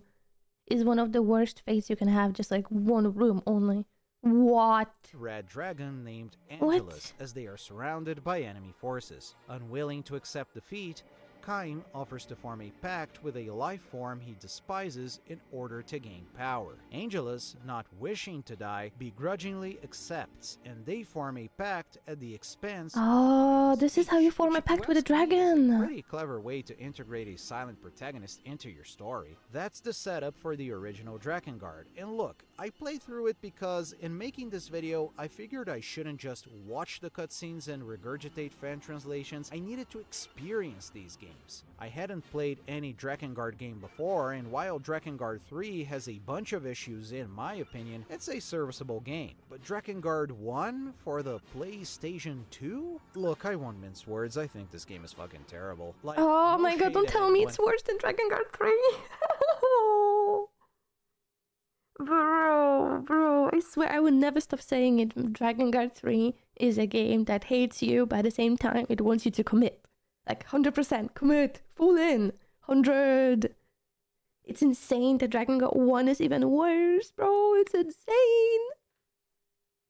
Oh my god. And also, we shouldn't talk about Drakengard 2. That doesn't matter. I know it's in between, doesn't matter. It has no connection. It just by itself, it's just its own little thing. Oh my god. who enjoys it. More power to you, but Jesus Christ, this was rough. The gameplay is incredibly stilted, its camera is absolute and unwieldy chaos, the hitboxes for both your weapons and your enemies are janky and unpredictable, plus sometimes the game visibly chugs trying to calculate who hit first. The timing of most of your weapons that are not Oh swords my is god. so slow that they become effectively useless against most enemies. I wonder how this game would be in our modern times. And sometimes I'm like, would Square Enix ever do this? Would they ever renew this game? I don't think so. But it's cool to think about. Like, I think it would have actually, they would make it, it's possible to make it fun. The mission structure is always sorry, kill I X resized that. targets and your character moves so slow and the enemies are so numerous and spongy that the whole Yeah. thing just becomes a boring at best, infuriating at worst bargain bin Dynasty Warriors experience. And like, I don't want to be too mean to this game because truth be told I miss the times when different, weird and experimental games taking a risk. I mean, but older games like these are the reason why we have the other games later on. There has to be a beginning, and the beginning and the first thing is not always the best thing. It's not always a success. The first, let's say, like a drawing you ever drew, it was not a masterpiece, but if you keep like doing it and you put time into it and you keep training, it would eventually be better and better with time. So I respect it for what it is, but bro, it's just, oh man, it's just Drakengard 3 and just overall Drakengard. It's just such a specific thing. There's just something about it that makes it just, I respect it. That's the thing I'm gonna say. I respect it, but I would never be able to play them myself, ever. It would just annoy me too much with the camera movements and things. But I respect people that do, and I swear, man, if anyone wants to ever stream it, I promise you I'm gonna be there. I just cannot play it myself. like this could exist, and obviously everybody who worked on it clearly tried their best and crafted an atmosphere of weirdness that made it a cult classic. Thing is, I also happen to think it fumbles its own story like Drakengard 3, but much, much worse. The whole Oh, thing is that's totally sad. mission structure like we've seen in 3, but it's all much more barren, disconnected, and as such, often confusing. The animation and direction for in-game cutscenes is weird and many times kinda hard to parse. I don't even know why they bothered placing these character portraits to the left when they barely show any expression. We are again told about a world we don't really see, as the entire game is comprised of small encampments and wide open areas that are as close to empty as possible. Sometimes we are told we are in a city or a village and it just looks like But a barren isn't that field. also like console limitations? Because like PlayStation 2 is very weak. Like, I don't think they would have been able to even fit it in as like a gameplay level, design. I think it would have been too huge to have like a city and then all this fighting for PlayStation 2. I mean, I never had a PlayStation 2. I started with PlayStation 3, so I actually don't know. But I'm assuming. I think, because like old With console. randomly placed houses, and if you're lucky, some layout resembling a town square or something. If you don't read the text that appears before every mission, it's pretty easy to lose track of where you are or what these characters are even supposed to be doing. And even the story structure is told in a bizarre and unclear way where by the time you're in branch C, you don't really get the causal relationships going on here and in what order, especially when it comes to your companions. Speaking of, there are such nothing characters to me. What you need to know about Drakengard 1's tone is that it's grim dark fantasy on steroids before this genre even became popular. This world sucks. Everyone is either evil, mad, cruel, brainwashed, or otherwise has a taboo quirk. You do have companions. Oh, though they don't that's fight actually alongside. kind of fascinating that the characters in Yoko Taro's games, at least for like Drakengard back in the day, are very like extra. So if you're funny, you're like very funny, you know? If you're weird, you're like very weird. If you're like this, you're like very that. That's kind of fascinating. There's not like black and white, you know what I mean? Like between, it's like very this, now you're that, now you're like this way. And like full in. You know what I mean?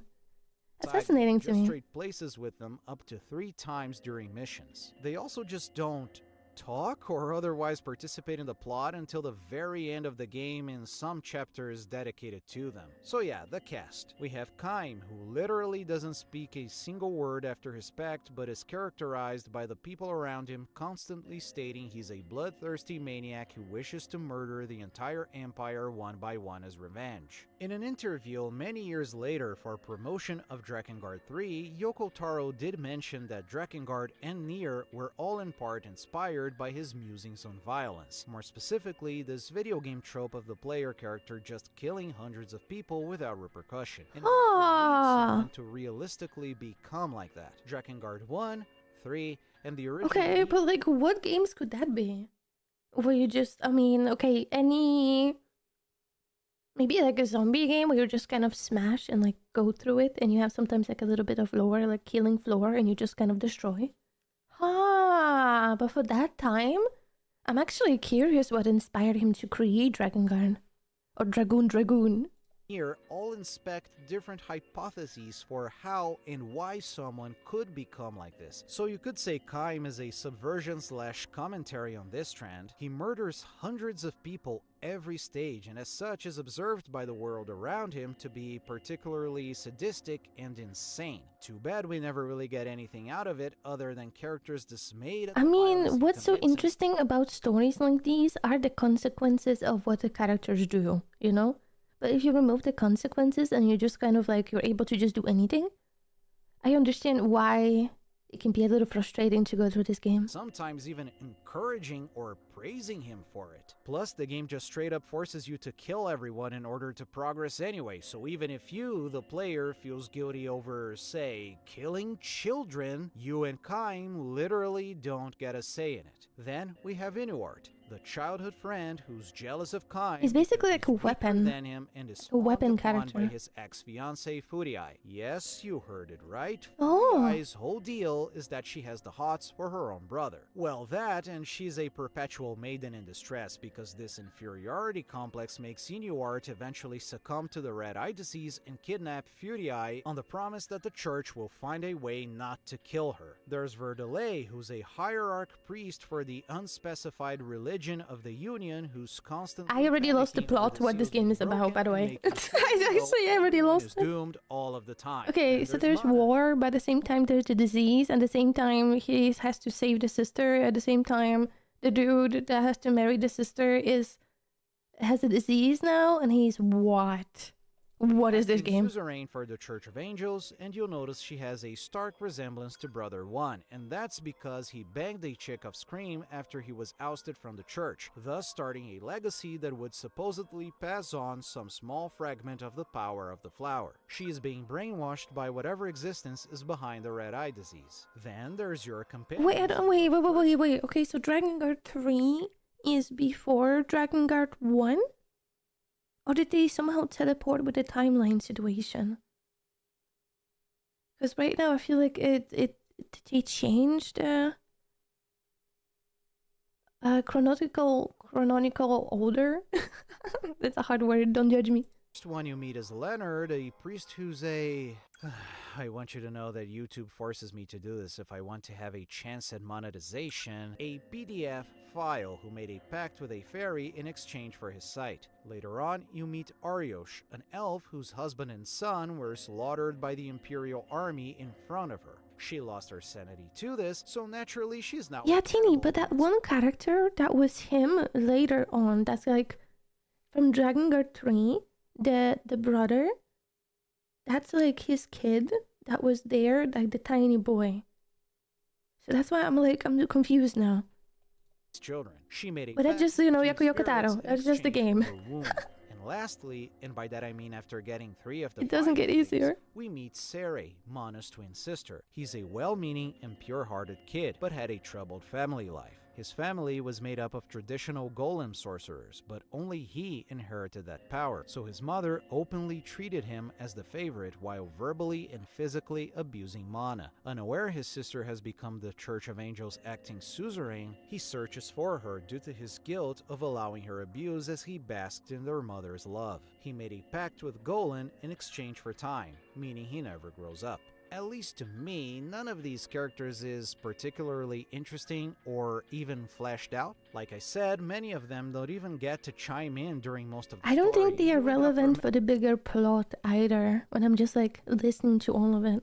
Remembering them only by their designated quirk and little else. That said, it is pretty obvious that there was supposed to be more to this, so I'm not saying these characters are one-dimensional on a conceptual level, but at the end of the day, that's what's available on the final product. And I don't think the corresponding novellas really do much to change that. Maybe Drakengard 1.3 rectifies this, but I wouldn't know. The story has 5 endings you unlock in sequential Oh order. yeah, Like it does, I said, okay. Following the causal links for each one is a bit confusing, and for the purposes of this video, I don't think there's much value in going through each of them, as only ending E ties into the next game, so I'll try to summarize the events that lead into it. Okay. NieR save Fudii and head to the elf village in search of safe haven, as the elves are sworn to neutrality in the war. They find the village has been razed by the Empire already and learn of the Church of Angels, deciding to look for Hierarch Verdale at the forest shrine where the forest seal lies. On the way, they meet Leonard, a priest who survived the burning of his monastery. The reason why he was absent at the time of the invasion has to do with his proclivities, by the way. Unsuccessfully tried to take his own life and made a pact with a fairy. They go to the desert, find Fudii and Verdale, but find out Inuart has been captured by the Empire. He is psychologically tortured by a possessed Mana into giving in to his insecurities and jealousy for Kaim, being infected I just don't with the understand what the red-eye game is disease, about. as he's convinced making He's a trying to pact with summarize it, but it just, for me, in my head, makes no sense with the war happening outside.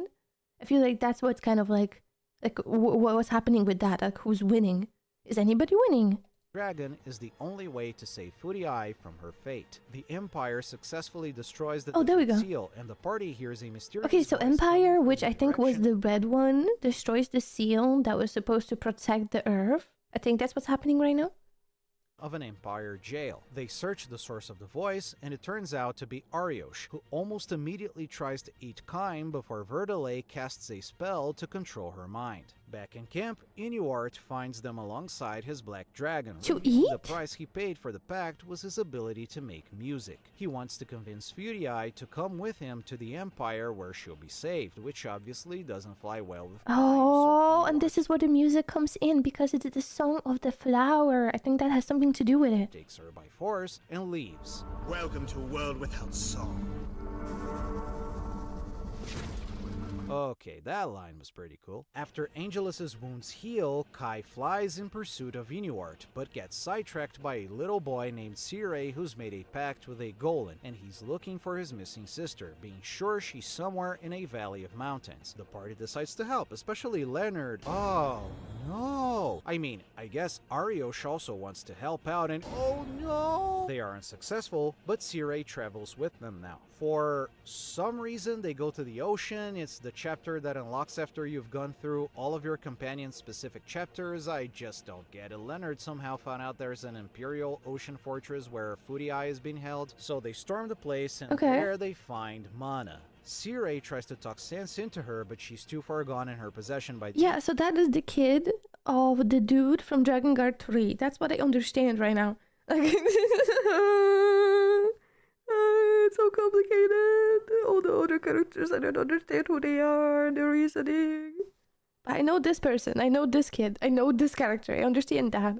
And I'm proud of it. Angel, so he reluctantly decides to kill her. For some reason, her never mind. death triggers the collapse of the Sky Fortress, where Footy-Eye Never mind. is being held alongside a manic Inuart, and they both die, thus destroying the last seal. With nothing to hold back, the calamity is unleashed, and the so there's nothing saving the Earth. the world begins as the angels, revealed to be grotesqueries in the form of giant babies, and their leader, a very pregnant woman called the Mother Angel, descend upon the Imperial capital alongside dead corpses rising to their feet. Ariosh very much So they are very much not angels. enjoys this state of affairs for obviously unsorted reasons. They are, oh my god, okay.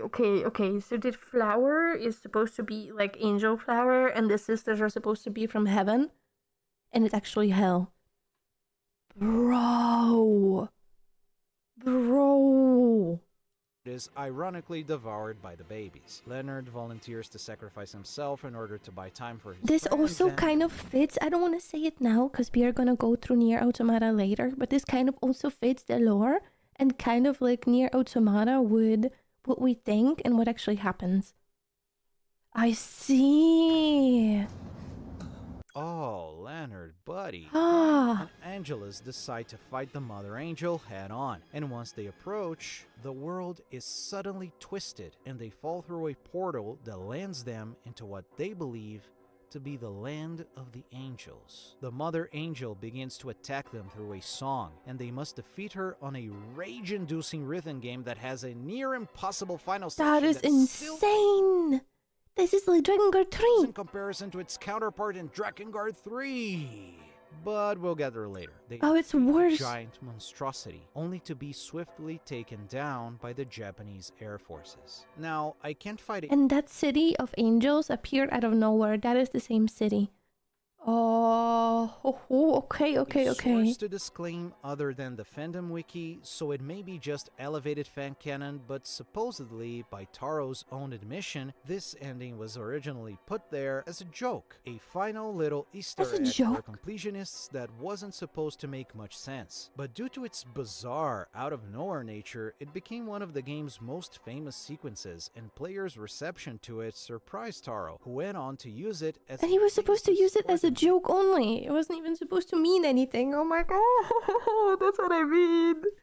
When you think about NieR, you have no clue what is real, what is supposed to be there, what isn't supposed to be there, what is relevant, what isn't relevant. This is the great proof, bro. And then it became something that means so much.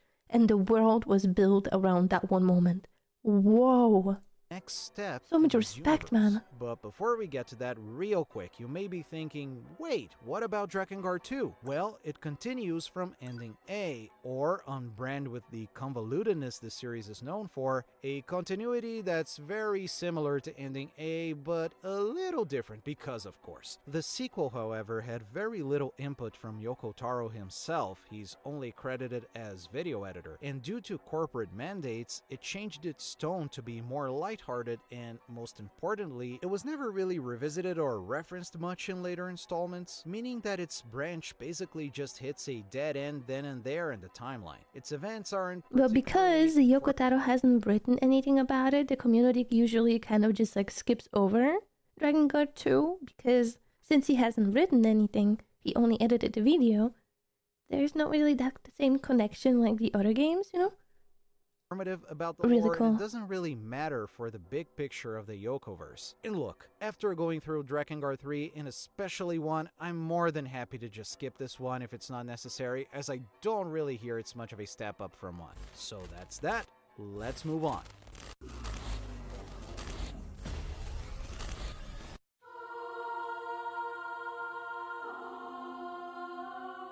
Summer 2053. In what appears to be a snowy... I have such great memories with this game, but I never finished it and I'm still so sad. The last time I played this was 2022. And I wish I kind of continued, but it gets so convoluted with the weapons, you know? And how you even get the weapons. And it's so convoluted with just like going through it because it has to be very specific, otherwise you have to restart. It's crazy. Young man I kind of lost which weapon I'm at, and that's why I never continued. Supermarket. The young man But I really want to continue. I just have to kind of like motivate myself to get back into the same guide as I used back in the day. But I remember just how confusing it was. refuses to use a mysterious, goading black book as shadowy-looking monsters attack them. In desperation to protect his sister, the young man accepts the book's proposal. He is now able to use powerful magic and defeats the menacing beasts. When he comes back to his sister, however, he finds out she has touched the book and seems to be affected by some kind of disease. We need help. Please, somebody, we need help. And now I think all the disease is like the same disease that kind of like continues on and on. All because of that one flower. 1,412 years later, we follow NieR, a 16-year-old boy, and his sister Yona, who's sick from a deadly, uncurable disease called the Black Scroll. They live in a village that's overseen by the twin sisters Devil, a bard, and Popola, a librarian. The Black Scroll has been infecting the citizens more as of late, and they also have to contend with increasingly frequent attacks from hostile monsters called shades, beings that live in shadows and burn if exposed to sunlight. Okay, so there's a wrinkle to the release history of these games that needs to be addressed for those who don't know. Back in 2010, They made an oopsie with editing. They said that in the comments right there that you just heard. That was kind of just like double audio. It's an oopsie from their side. Don't worry. It's okay. Don't be sad about it. It's a great video this far, by the way. Thank you so much again for creating it. Geekouter, I really appreciate it. I really, really do. Released in two versions. It's been such a joy NieR Replicant for to the watch it. PS3 and NieR Gestalt for the Xbox 360 version. The difference between those was the protagonist's appearance, as one is a young man who's a brother to Yona, while the other is a big, strong older guy who's Yona's father. Otherwise, the story of both games was identical. The Gestalt version of the protagonist was designed specifically because the developers believed the Western market would respond better to that kind of design. Oh. So Gestalt was the only version to be released in the West, dropping the Gestalt from the title. The game received mixed reception and wasn't really a hit financially, but after the success of Automata, Square Enix decided to remaster the Replicant version of the game for all regions, with the very easy-to-remember title of NieR Replicant version 1. Oh, I understand. Okay. So they were supposed to be one pair, like, you know, like Earth, like sides of Earth, you know, like different Western Europe, whatever. And then, oh my god, okay, in later years, they were like, okay, let's just drop the thing where we have the same game, but it's two different games, but it's the same game, but it's two different characters, but it's the same guy. And just let's make one. And let's just make sure that it makes sense with everything. Boom, Replicant. I had no clue that was why they remastered it. And they did it in such a way that they combined these two characters as well. Or like the two different games, but the same game, but different characters, but the same guy, you know?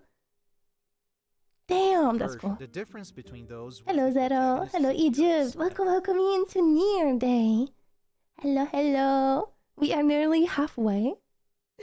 So, hope you enjoy. As one is Thank you a for young stopping man by. who's a brother to Yona, while the other is a big, strong older guy who's Yona's father. Otherwise, the Let me story of skip both forward games 'cause I was did was a- believed was the only member title of There we go. NieR Replicant version 1.22474487139 ... Yes, the 3 dots are part of the official title. While I am sure there's an interview with Yoko somewhere stating both versions are canon because of alternate timelines, time loops, They are or both whatever, canon? well, They are okay. So the remastered version is canon, and the one that isn't remastered, but they are kind of both combining both of the other games, but somehow they are both relevant.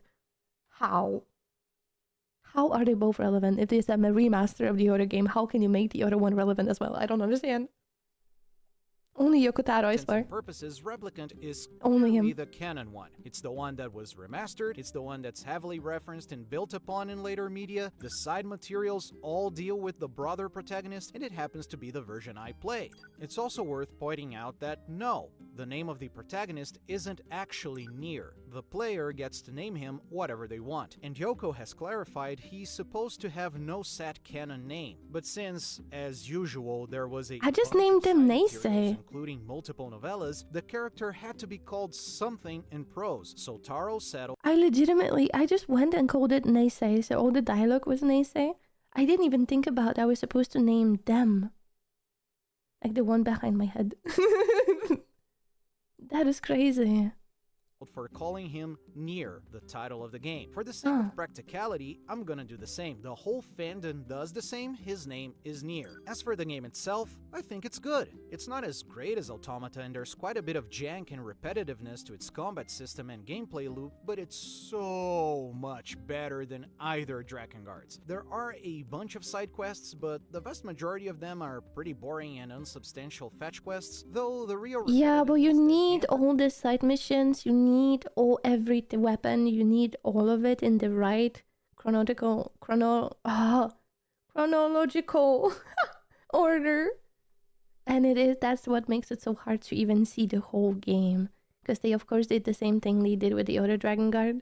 Of course, you know. the experience come in its story structure once you have to unlock all other endings. So again, thank you so much for watching it with me. It's so fun to go through something that I find so fascinating and just so interesting, and just to be able to spend this many hours, you know, just like really deep diving into it. I really appreciate everyone that had time to stop by. Thank you.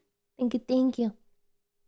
After the I first, just wanted to but say I'm it. getting a little bit ahead of myself. Anywho, NieR lives in this village and does a bunch of odd jobs to the residents due to him being a goody two-shoes. And one day he tells Yona a story he heard from Popola about the lunar tear, a rare flower that's so valuable they could sell it for a lot of money so they could buy medicine for her. Yona believes the story and asks Popola where lunar tears used to grow, the answer being a dangerous place called the Lost Shrine.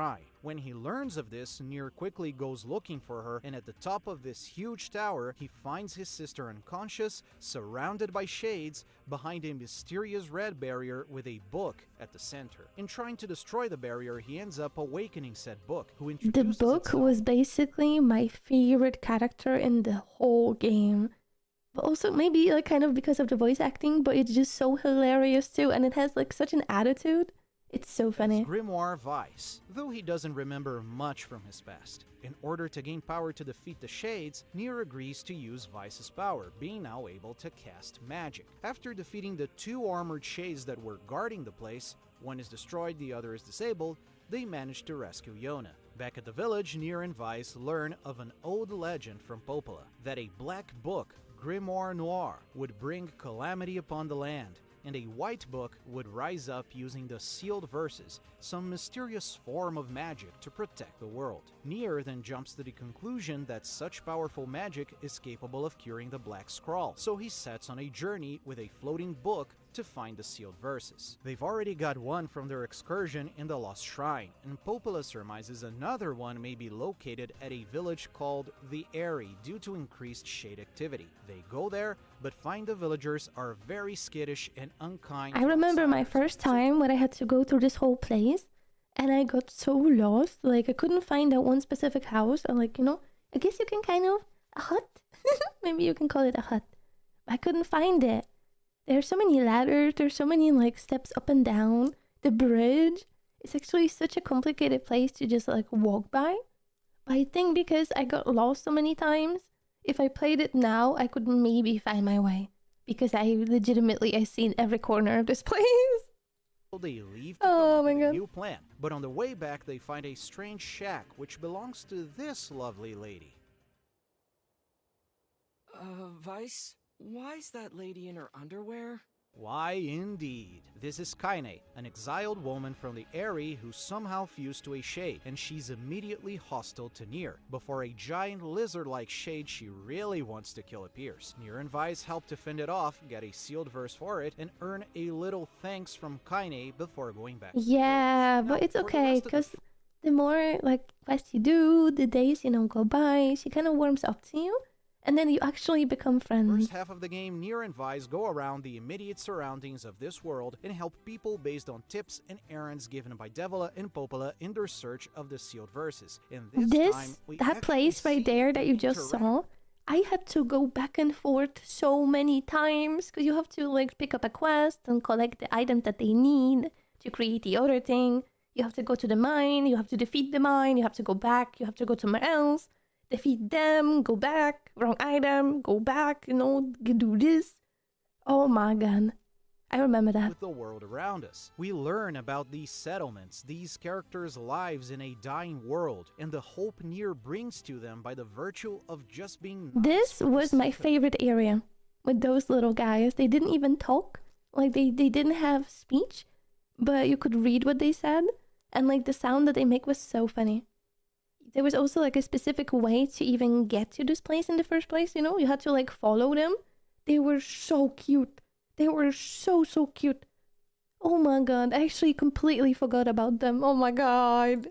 We visit places that was like so the cute. poor town of Seafront in order And to the deliver princess. letters and stumble upon into the heartbreaking story of an old lady who sends letters to her lover, unaware he's already deceased. And the Junk Heap, an abandoned factory-like facility where two brothers live by themselves and have to cope with the fact their mother has run away. There's also the Forest of Myth, a weird forest. Oh, where the this place I didn't like. I have to be honest, I didn't like this place.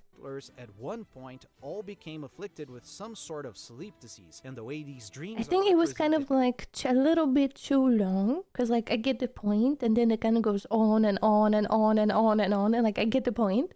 In-game is through this text adventure segment. Deep in the desert, NieR But maybe I'm just not into novels. Maybe that's why. Has to deal with a language barrier, a culture based on literally thousands of rules, and has to help the prince reclaim a royal mask in order to be king.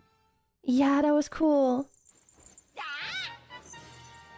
Uh-oh, nobody tell Nintendo. Ironically, this is more of a living, breathing world than all of Drakengard combined, despite the fact this world is stated to be dying. At one point, NieR needs to go back to the Eyrie in order to help the village due to increased shade activity, and when they go to help, they run into Kaine and the giant shade from earlier. Kaine uses very colorful Oh, that was such a cool fighting thing too. I remember jumping around and shooting. Oh my god.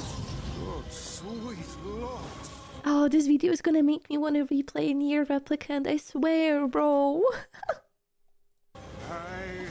Or like, continue where we left While off. fighting all the shades, they learn the village absolutely despises Kaine, despite the fact she's helping them. And when they finally corner the beast, it tries to confuse Kaine by speaking in the voice of her grandmother. She does not fall for it though. They eventually kill it, but Kaine is gravely wounded. She is willing to give up on her miserable life. Her mission now complete. Oh, this is kind of when she changed her personality and she warmed up to us. I remember that because I was really touched by this moment.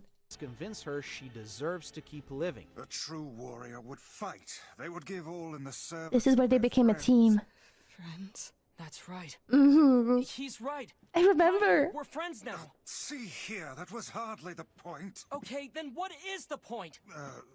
Later on, NieR learns that Yona has a mysterious pen pal that's apparently sick and needs their help. Despite feeling jealous, NieR goes to a manor on the hill to find the boy. Cue in Resident Evil 1 references and locked camera angles, and deep in the place they find Emil, a boy with the mysterious power of petrifying people by looking at them. Thus, he wears Oh, I remember how Emil looked like back in the day. Oh, he's so... Oh my god. Apparently be a robot of some kind, and the real pen pal all along. He wants to... I remember now. Wanted to drag He was actually a boy. That's true. And that's also just a mask. You're strong enough. But then I always had a theory that Emil is basically kind of like Yoko Taro, kind of like in the game. manner I don't know to why, I help just had a his feeling. lonely master, as the cure to his condition exists in the manor's library, though it is surrounded by shades. I There, remember, they find that book was such a those hard remarkably segment. similar to Vice, and upon defeating it, they find research documents. You had to like go to a library, then they had kind of like a different segment of being playing kind of like from above, and you had so many puzzles and doors and places you could go. It was kind of confusing to find your way. Some petrification magic, but it needs to be deciphered by the butler. Before they leave, Kaine sympathizes with Emil's isolation due to a special condition, and they both bond over it. Your eyes are not a sin. Don't ever be ashamed of them. A shade? How did you... This arm is an accursed weapon. I thought I would only need it until I had earned my revenge. But there's a reason I'm alive, that my arm is alive. And there's a reason for your eyes, too. Oh, the Throughout disease. all of this, NieR, Vice, and The Kaine flower. find all of the sealed verses, but how to use them is still a mystery. Back that then I Yona didn't gets understand, worse but now I every do. passing Every day disease that happens here is connected to the flower. Like legitimately. One day, shades break into the village en masse out of the blue. In trying to fight them, NieR, Vice, Kaine, and Emil are cornered into the library by a powerful shade, which they manage to trap into the basement. Don't As ask me Kaine how holds they are connected, but I can tell you that they are. More I cannot say. the door, NieR is flanked by the Shadow Lord, the Oh my rumored God. supreme leader of all shades, which for some reason looks like him. He is holding Yona in his arms and is accompanied by Grimoire Noir, who tries to compel Vice into remembering his purpose and coming with them. Vice, having now grown fond of his friends, refuses to comply. Despite their determination, they are not strong enough, and the Shadow Lord leaves with Yona in tow. There's So still the those matter two of the books were basically back in the day kind of like one book, but they have two different sides to them, and they split. Now we have the good side and the bad side. So kind of like a mirror. Shade, and Kaine knows But they she are and the one, others won't technically. be able to hold it in forever. She asks Emil to petrify her in order to seal the shade inside. Oh, I the book. cried. Swearing Oh, I to cried free on Kaine this. and save Yona, NieR passes out while looking at the sky. And this is the end of the first half of the story, which picks up again 5 years later. NieR, now a grown man who's less of a good-natured errand boy, more of a fierce, pissed-off warrior, obsessed with hunting shades while searching for a way to unpetrify Kaine and find the Shadow Lord and Yona. He received a letter from Emil saying he may have found something that could help Kaine inside his manor. Arriving there, they discover there's an entire facility inside the manor with weird Oh, yeah, documents this is what I was detailing talking some about. kind of weapon You have like research this whole development segment that's from above, and you have to kind of like go through the whole thing. and involving subjects called Number 6 and Number 7. As they venture deeper and find more logs, it becomes clear that Emil was one of those subjects. Number 7. Number 6 being his twin sister named Halua. Emil remembers Oh, everything. that I forgot They were about. inside the National Weapon Research Laboratory, guinea pigs for experiments in order to create the ultimate weapon. Halua was selected for this role. I forgot as about Emil that. developed the power to petrify people and was put in reserve as a countermeasure. The experiment turned Halua into a berserker monstrosity that needed to be sealed by Emil's power, which is now coming undone. Emil understands that if he gains his sister's power, he could unpetrify Kaine. So, after they fight her, Emil fuses with Halua's power and gains this new appearance. He's initially fearful of the rejection he may face due to his new form, but NieR assures him they will never leave his side, no matter what. Emil unpetrifies Kaine, and we Oh, get a glimpse I into remember. memories. Kaine is And this is how intersex, Emil is Emil. born I with a remember that mixture of part, male like where and they kind of female fused. genitalia.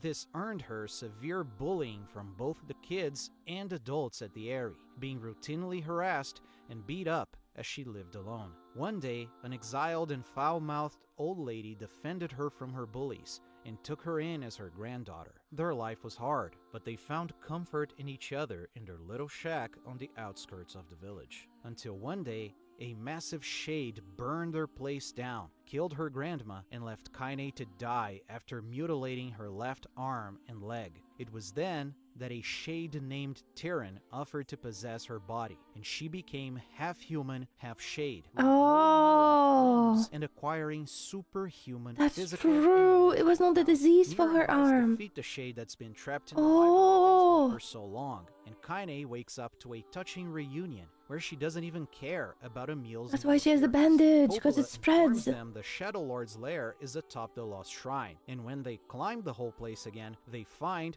that the armored shade from before is still alive and guarding the place. They defeat I mean, it, but to be before honest, Kaine like suffers every enemy that you kill and then you go back, they respawn. You have to defeat everything every single time that you play.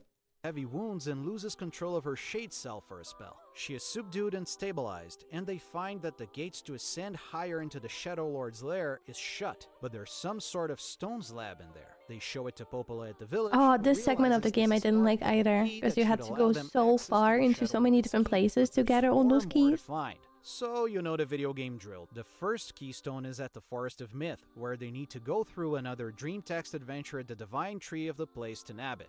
Easy enough. They learn the next one may be at the Eyrie, and upon visiting the village again, they find the inhabitants are unusually chipper and walking around outside their houses. Soon it becomes apparent they're all possessed by shades, so NieR goes into killing mode before a large and powerful shade. That was so joins the fray. sad. In order to defeat it, Emil lets loose his own hard-to-control power as the ultimate There was a weapon. reason He is why successful none of them wanted to go outside, and then when they finally did, they all got turned into shades, you know?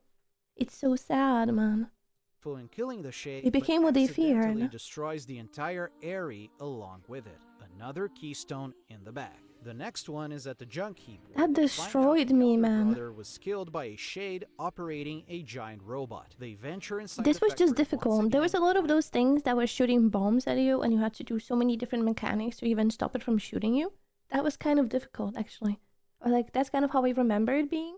finding the offending shade and the robot, defeating them as a crazy younger brother tramples on their corpses in absolute hate. They get another keystone here too. A mysterious ship has wrecked in Seafront's shore, and people have been disappearing ever since. NieR and his posse go there to investigate, and they find the half-eaten corpses of the missing people inside the wreckage. Further in, they encounter a mute little girl who's being taken care of by the local postman. Kaine realizes she's actually a shade, and once the jig is up, she turns into a huge and powerful monstrosity capable of continually regenerating itself even as it burns in the sun. I don't remember To this. defeat her, but as the postman interjects by Oh no, I cursing do! I do remember, because the Vola and Popola was helping us in this her moment. monster she is, the shade is distracted, and NieR is able to fire think at the they were. core, finally killing her. They don't get a keystone here though. The next day, they are invited by the now King of Assad to his wedding ceremony to Fyra, a girl they also encountered back in the day. Naturally, they attend and are in high spirits, but the party is Oh, smashed yeah, by the several princess. feral wolves, their leader being a shade. They kill Fyra before being driven back, and an infuriated Oh, that king destroyed me goes as in well, pursuit for revenge. dude. They Dude, corner the imagine like wolf- we go through this whole segment and we try to save the king, and then we finally save the king, and we befriend the king, and the whole like little civilization, you know, and they're so cute. They have their own little language. And then we are invited to the wedding. We are happy. We go to the wedding, and then boom, the princess dies. Ah. wolves and kill them all, acquiring the final keystone. Finally ready to face the Shadow Lord and rescue Yona, the party climbs the lost shrine again, opens the sealed gate at the top, climbs Yeah, the further, tower. and there they find Devila and Popola. They call Vice a traitor and attempt to stop their advance. But Oh, eventually, I don't they remember. find Wait, NieR. wait, wait, wait, wait. Why did this happen? That I don't remember. Oh my god. Oh my god. Why did that happen? Why did they, Ooh! Hello! Pa pa pa pa pa pa pa pa pa. Doo-doo. Hello, hello, hello. Hello. Welcome into the stream. Dun, dun, dun, dun, dun, dun, dun, dun,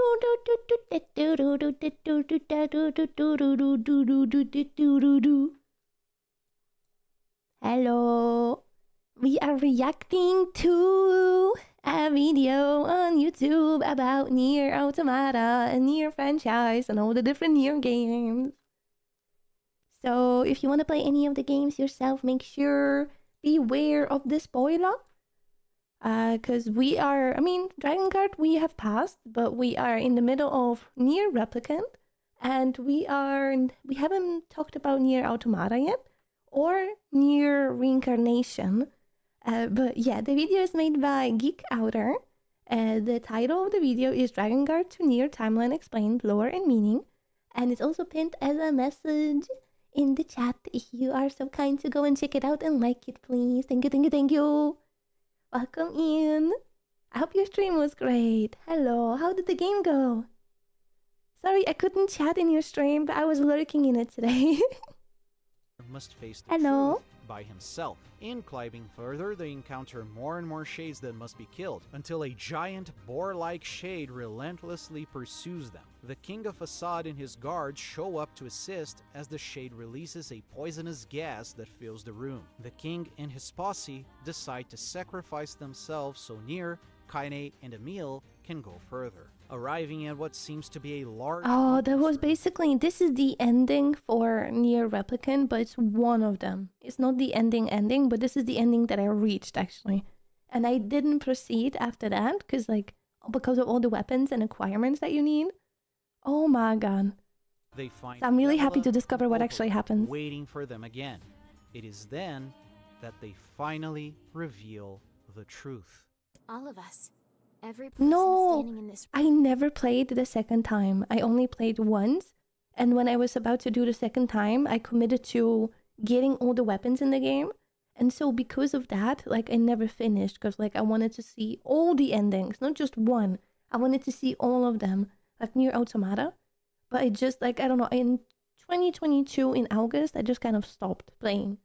I don't remember why. I think I just had a different game, and then I just proceeded different games. And I never did.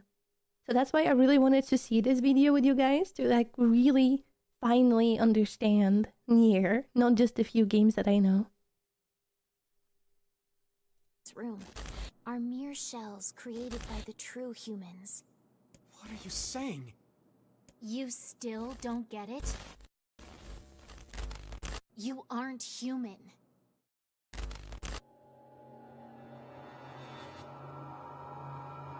Tokyo, June 12th. Oh my gosh, thank you so much, you, for joining the YouTube stream. Thank you so much, Cutie Pie, you. Thank you, thank you. Thank you. Thank you for being both on Twitch and on YouTube. Hello, Artemis. Hello, John. Hello, hello. Game was good? Hell yeah. 2003. Let's go, mommy. Two large, unidentified life forms appeared over Shinjuku, the dragon and the giant, both engaged in combat, with the giant This is back in the day. and disintegrating over. These are basically Drakengard, so we are going back in time. This is Drakengard situation. The two first images is Drakengard 1. Actually, I think all of them is Drakengard 1. City. The dragon was intercepted by jet fighters from the self-defense forces, and its corpse fell, impaled upon the Tokyo Tower. Yeah. Thereafter, a mysterious illness began spreading. Yeah, that's the flower disease. From the flower that bloomed from the city that appeared out of nowhere. And it was called the Angel City. The thing that we watched in Drakengard 3 over here. Throughout the residents of Tokyo. Upon infection, their cells would mutate and turn into sodium chloride, aka salt. The infected would either perish or become frenzied, red-eyed monsters referred to as Legion. So basically a zombie, like zombie mode. Further research on the dragon's corpse and the scattered ashes of the giant revealed that they carried a new type of particle never seen before in this world, with fantastical properties that could only be likened to magic. This particle was dubbed Maso. Further research of Maso harness energy from parallel worlds, proving the many worlds theory correct, and giving scientists an origin to the white chlorination syndrome as it continued to spread beyond Japan. And they came from heaven, just a reminder, right? All of these things came from heaven, or fell down.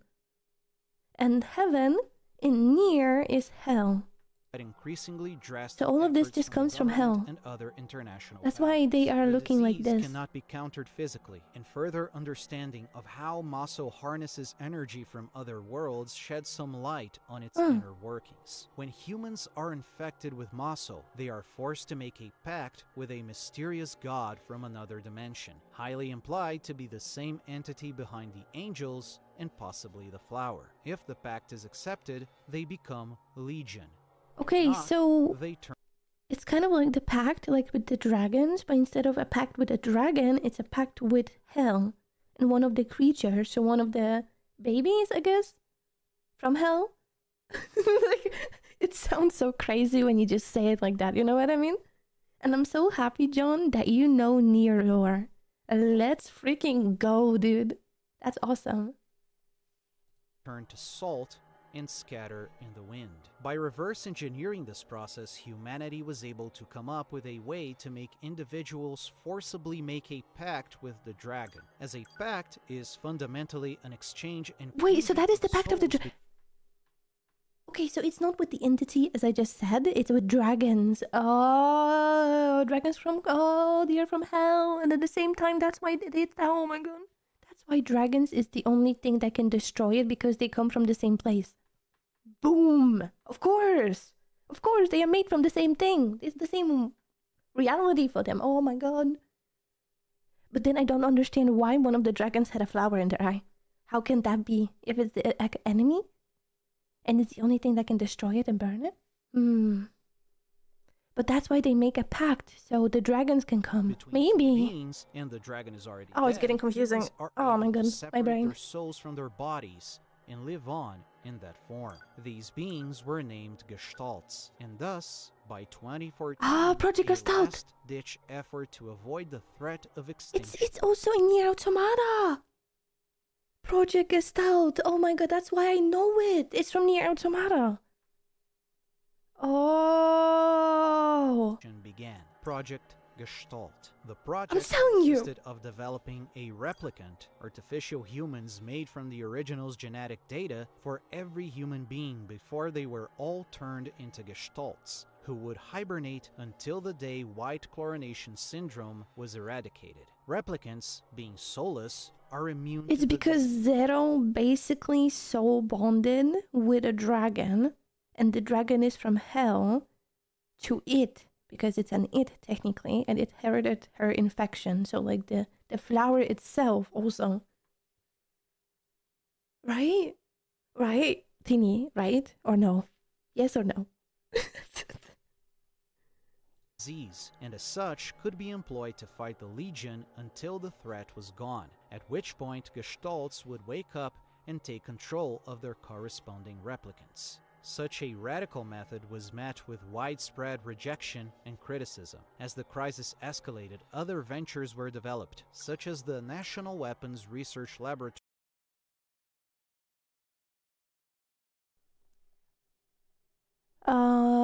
Wait a second. I need to re-add. Something broke with my OBS just now. Wait a second.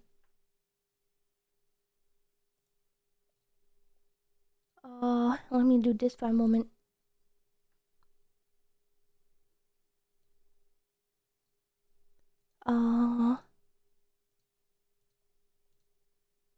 There we go. It just got so loud out of nowhere for me. Undertaken in order to develop humanoid weapons to fight the Legion. I don't know what Such happened. experiments would eventually result in Emil and Halua before being deemed a failure and shut down. Another venture was the Hamelin Organization, whose purpose was to recruit children and turn them into drug-enhanced soldiers to fight the Legion. Eventually, this plan proved futile, and the organization became involved with Project Gestalt as more and more resources were being poured into it as the only remaining solution. And eventually, they developed the Grimoire system.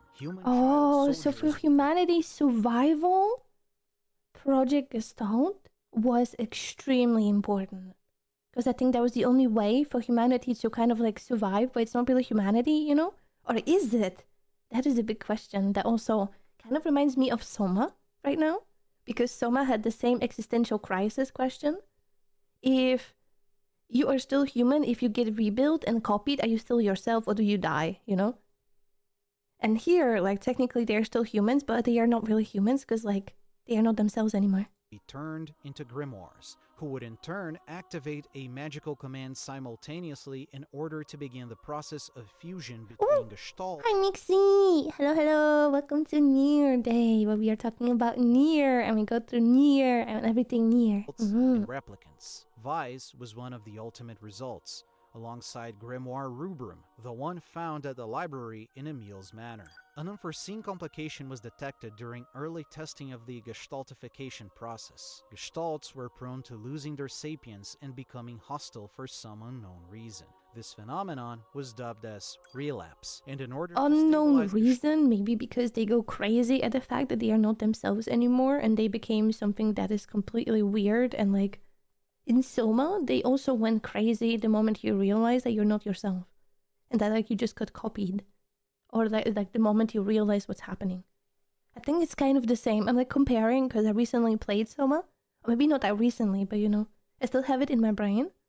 I think that's kind of like, yeah, I think that's the concept. Gestalts on a larger scale. Ah, I never realized this about Replicant. Their sanity once gestaltified, so they could purify the maso developed from such an individual and use it to keep others from relapsing. Shinjuku, Tokyo, 2053. The Hamelin organization baited random desperate people in Shinjuku into their research facility with the promise of food and shelter so they could distribute mass-produced copies of Grimoire Noir among the unfortunate. These grimoires had the power to forcibly gestaltify unsuspecting victims, and among those were a young man named NieR and his sister Yona. Oh my god, dude! The tragedy began already at the beginning of the game. Before we even began playing the game, we already lost. Because we already connected to the book.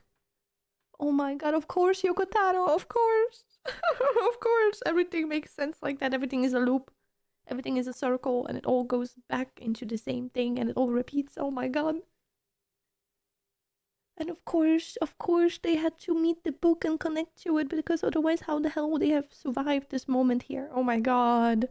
Yona and manages to escape the facility. A Noir following them through a ruined city that is not filled with snow in summer, but with salt. The ashes of those that perished to the white chlorination syndrome. They managed to hide at an abandoned supermarket before being cornered by relapsed gestalts. NieR accepted the help of the Black Book, and unbeknownst to him, so did Yona. She immediately turned into a relapsed She did as well! Before they were found by the Hamelin organization, and NieR was revealed to be the original... I mean, okay, I know he said that they both connected, but it didn't click in my brain that the reason why she's so sick is because she also connected to the book. Gestalt they were looking for. In exchange for cryogenically freezing Yona mid-relapse, NieR agreed to supply them with his purified maso as he waited for the completion of Project Gestalt over the next 1,000 years. The project moved on as planned. Replicants were deployed to fight the Legion, and android overseers were developed in order to continually produce... Oh my god, dude. Oh my god, android overseers, and they also show up in Automata, and they actually are the boss. Oh my god, I can't. Dude, I remember when it clicked in my brain the first time that like they were evil, but when you just think about it again, oh my god, you know, and they were always there, and they were always so friendly, and you were always seeing them every single day you woke up, you know? They were there singing, talking to all the people there. But in reality, they were overseeing us. And that is scary to me. That makes me feel paranoid the next time I'm playing the game, you know? Because, like, I know they are there just to observe what I do, and not actually because if we are friends and, like, it's a community. And they are, like, there to, like, you know, save the civilians, the food, they manage it, all the other stuff that they need. But in reality, they are really just observing. And then thinking back on NieR Automata and their backstory in NieR Automata and like what they've been through, it's actually so crazy to me that the seeds have been planted with them so long ago. And you really need to look at the small things and play through everything for the big picture of who they are, you know? Because in NieR Automata, what they do here doesn't translate in the other game because they are so kind and sweet through the whole thing, and you trust them. But that this reveal hits me so much.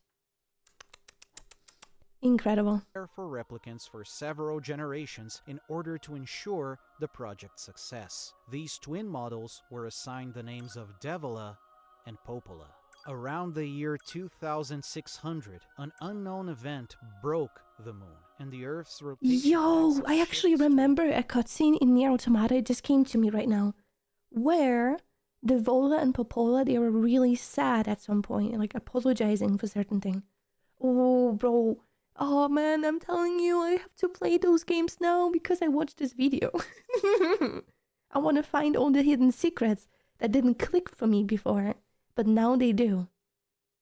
Wow, okay. Point where one side it's because of this. Caught in eternal sunlight and the other in eternal night. These places are eventually called the Kingdom of Day and Kingdom of Night. And yes, that's the canon reason as to why we never see night in the world of NieR. If that was a lore detail that was that is added true to justify not having to spend money on day-night cycles for the game proper, you know what? I applaud the cleverness. Moving on, by the year 3000, another unforeseen complication was detected. Replicants began showing signs of developing their own self-awareness, and as time went by, they developed their own culture and societies while fighting the Legion. Devilas and Popolas had to adapt to such circumstances by helping manage such societies and hiding the truth from replicants until the project's completion. In 3287, the last of the Legion are finally Wait, was every single NPC in Replicant a creature and like one of those, you know? Was every single NPC a part of this? When there was nobody like human and actually themselves? Teeny, I need you. What do you think? Also is purified from the world. The Gestalts begin to awaken, but find their vessels are self-aware and afraid of them, calling them shades, monsters that are capable of possessing their bodies. Unable to communicate, conflict ensues, and even Gestalts that received purified Maso from the Shadow Lord begin to relapse. Once their corresponding Gestalt relapses, the replicant is afflicted with a deadly disease, the Black Scrawl. While a replicant can be recreated by reusing their Gestalt's genetic data, once the Gestalt relapses and dies, there's nothing that can be done. Yona's replicant, for example, has been reproduced by Devila and Popola several times, but she's always afflicted by the Black Scrawl and dies due to her frozen Gestalt. Oh my god, so eventually they rebuilt her multiple times. Is that why she disappears sometimes in the game? No, it cannot be. Probably like when you repeat different endings. I think that's more what it is. Oh. NieR loses his patience and kidnaps his sister's replicant in order to finally resurrect her.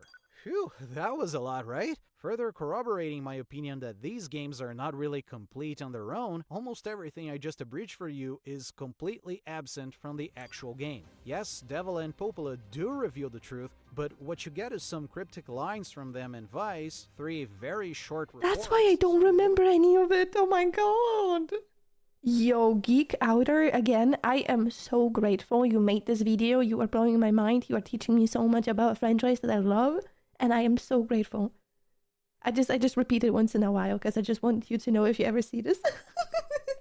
But besides the point, guys, I really like this video. Putting screen flavor text, and that's it. While the general beats of the reveal are understandable enough, as soon as you start thinking about the particulars, you realize there's enormous holes on the information that's relayed to you, and you need to plow through a bunch of side materials to get the answers. I'm not even sure if NieR, Kaine, and Emil actually understood the full scope and implications of what they've just learned. I honestly think they really didn't get it. Anyway, NieR still refuses to back down, and they fight the twin androids, defeating Devila. An enraged Popola begins to self-destruct, and Emil sacrifices himself in order to allow his friends to go further. At the top of the tower, they finally find the Shadow Lord, Gestalt NieR, and an asleep Yona. They fight him in NieR, but the battle is interrupted by Yona, the original one in control of her replicant body.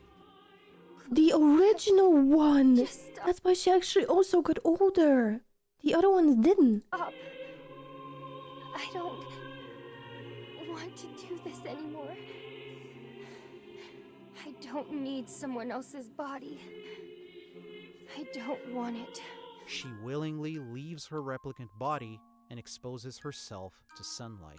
An enraged Gestalt in That was the only ending I saw. Once the replicant defeats the original Gestalt, knowingly or not, he has just doomed the entire human race to extinction. You see, replicants can't reproduce on account of not having souls. With the original gun, all remaining Gestalts will relapse and die out. Oh my god! That will be afflicted by the Black Scrawl. That's what happened! Yo. Okay. So we killed the bad guy, and it turns out the bad guy is actually someone that... It's like Soma. I swear it's like Soma. The thing at the end, the AI, Vow, was trying to save humanity, but was also a bad guy. I swear. I see it, I understand. Oh my god.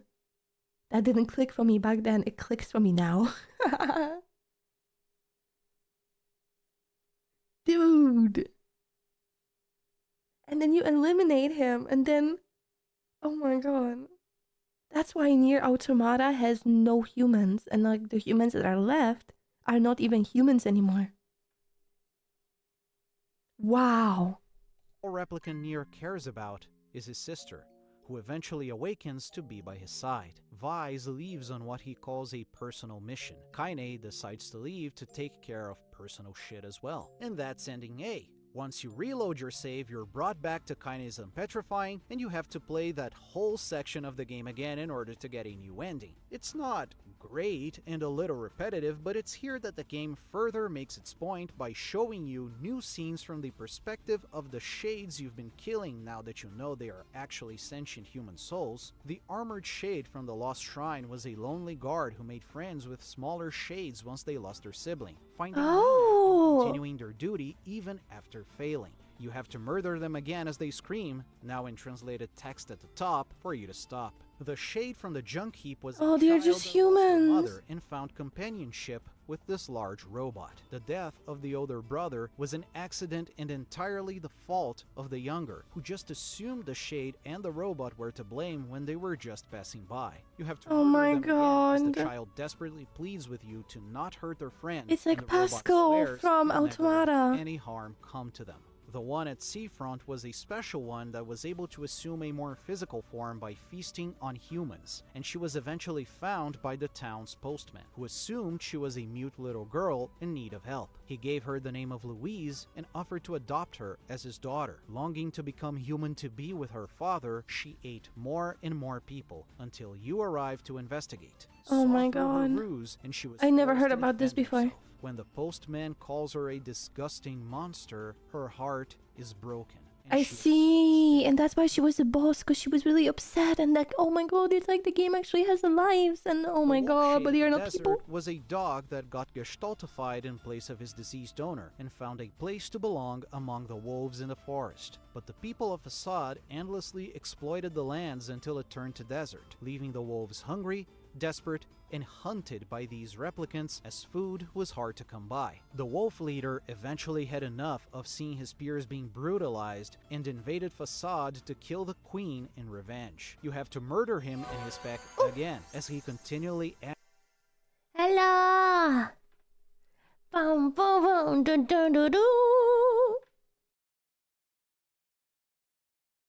Dun, dun, dun, dun, dun, dun, dun, dun, dun, dun. Dun, dun, dun, dun, dun, dun, dun. Oh, do, do, do. Hello. Hello. Welcome in. Hi. Hello. I hope your stream was good. Sorry I couldn't stay. Sorry. I wanted to like stay and talk and chat and do. But I wanted to watch NieR. I wanted to deep dive into the NieR. Oh, thank you so much for 36 months. Oh my gosh, you are so kind. Nitro. Thank you so much. Thank you. Hello. It's just a chill little stream where we are diving into, yeah. Hi, Vacaria. Hi. Hello. Yeah, I'm still streaming. I don't know if I can finish the video because there's 1.5 hours left. I like to yap in the meantime, so I don't know if we can finish it either. We may have to kind of cut it to NieR Automata and then maybe finish it some other time. I don't know. I have to see. Because it is Monday and it's like slowly getting late. But I have like 40 minutes. I don't know how long that is for the video though. I overestimated how much I yap and I talk in the meantime. Thank you so much, Akari. I hope your work was good. Asks why you're doing this and what they could have possibly done to deserve such treatment. Oh, by the way, Kaine can hear all of that while the other characters can't. Since she's half shade, she can actually understand what they say while NieR is just slaughtering them. Those little fellas in the Lost Shrine, they're babies. You're murdering baby human souls. The game is flipping the tables and showing us that dogmatic belief and obsession with protecting our own can lead us to vilify others and commit terrible acts while justifying it as natural. How miscommunication can lead to dehumanization. And you know, oh my god, for my personal liking, but it's powerful nonetheless. So, you know, you play through the whole thing again and you get... We're just coming to conclusions on our own without like talking about it and thinking about it. A new quick scene from the perspective of Gestalt NieR in a white void. It's not alternate, it's the same thing. The same thing happens. We do get this quick scene revealing Emil has survived though. Fair enough. Okay, so let's get ending C. I'm sure this time we'll spawn closer to the ending and... Seriously? Again? I have to play through half the game again? Oh, wow. Scenes of Devil and Popola talking about stuff we mostly already know, there's nothing new. So it's the third time you have to play the second part of the game. Oh my god. You're overpowered, so it is faster, but you can't skip dungeons, so I hope you like walking slowly through that shipwreck. You can like 3-shot most bosses at your level, but the game doesn't allow you to skip through in-battle dialogue, so it actually limits your damage to allow the time for all lines to be played. So, you know, not great. You don't save time. All of the weapons in the game, the story just up and continues from ending A and B, which makes me wonder why those should be called endings at all, to be honest. Before she can leave the place, Tyrion, the shade inside Kaine, begins to relapse and she loses control of her body, so she asks NieR to kill her and set her free. Despite being a sadistic lunatic, Tyrion was actually changed by the time he spent with Kaine and sincerely wants to help. Though he can't stop the relapsing, he manages to communicate with NieR and tells him there's 2 ways to save her. He either mercy kills her because that's what she wants, freedom from her burdened life, or he can trade his existence for hers, effectively erasing everyone's memories of him and any... Oh, so we tried one thing that didn't work, so we are trying the other thing, so it's sacrifice. Oh. So she can become a normal human, well, replicant, again. The choice to kill her. Yeah, okay, replicant is basically a human that is no longer human because you are kind of like a part of... Oh man, you should have been here at the beginning. Oh my god. It's like you are transformed. You died, but at the same time you are here, but your soul isn't there. But like it's like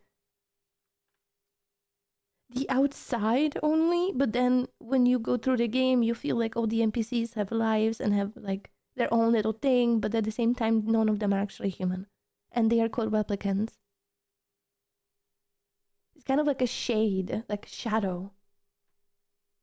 That's you ending C, which has NieR hesitantly cutting her down and Tyrion assuring him this is what she wanted. Okay, so let's get ending D. And now they are basically doomed because they defeated the one person that could kind of save the civilization, but he is dead now, so they are all gonna turn into shade soon. They are all replicants, all of them. And by reloading, the save will just spawn before the final fight. Oh my fucking god! You can't be serious! So you go through this a fourth time, no new content whatsoever, pick the other option. Erasing your existence means your very save data is erased. Kaine wakes up to a happy Yona saying Oh, this is she's the one final, with the final one. Shadow Lord. She cries for no reason she can discern, and that's the last ending. For the original version of the game, you see, there was a fifth ending which was left at the cutting room floor due to development struggles, and it was eventually released as a short story called The Lost World for Grimoire NieR, the lore book for the game. For this remaster, they've decided to include it as the official... Oh, don't worry, Nitra. You can just rewatch the VOD. We went through the whole franchise from Drakengard 3 to Drakengard 1 to Replicant. As said, I don't think I can do NieR Automata, NieR Reincarnation, and then we have Accord. I think I will have to do it some other time. But don't worry, Nitra, I got you back. You can just rewatch it. It's both on Twitch and YouTube, my friend. Which was exciting Problem news. solved. So, let's get to it, shall we? Our save was erased, so we need to select a new game. Oh, we can't just input the same name for the protagonist we have used for the rest of the game. That's interesting. And the game begins again. Yup. Yeah, no, Tini, you are right. Like, you are 100% right, but also... Nitra is not gonna play them. I understand you, Nitra, because I'm also really bad sometimes, because there's so many games. Beginning.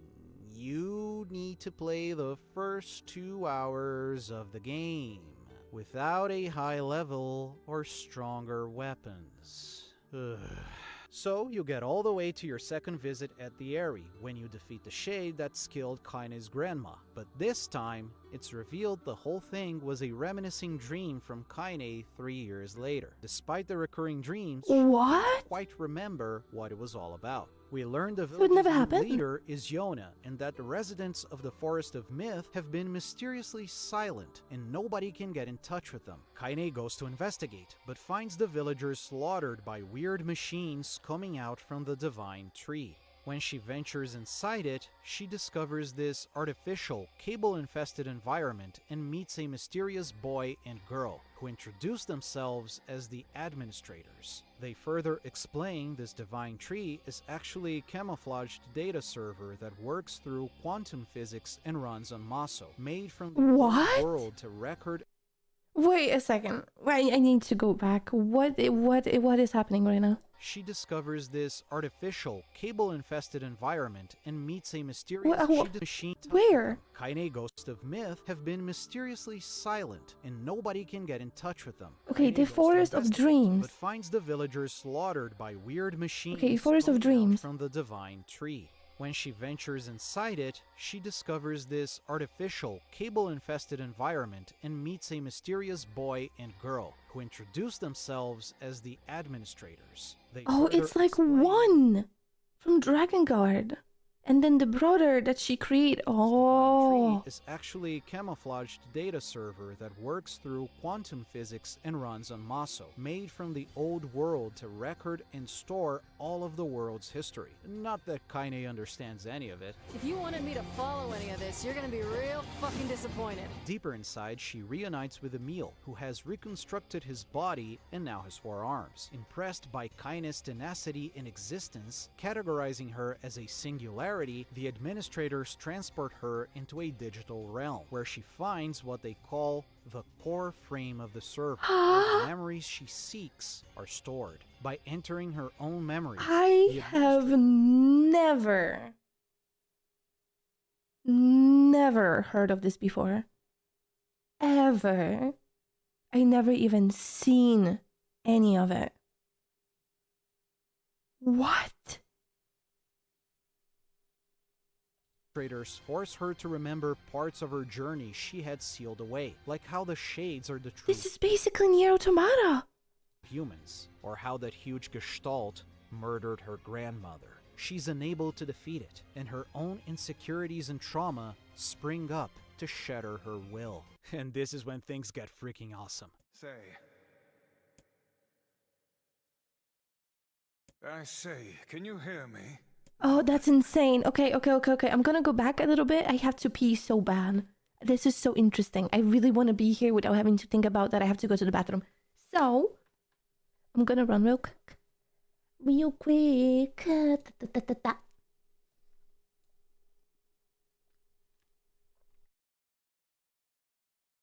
And then I want to enjoy this little part of it because I'm like, what? That is insane. And it's all been connected this whole time.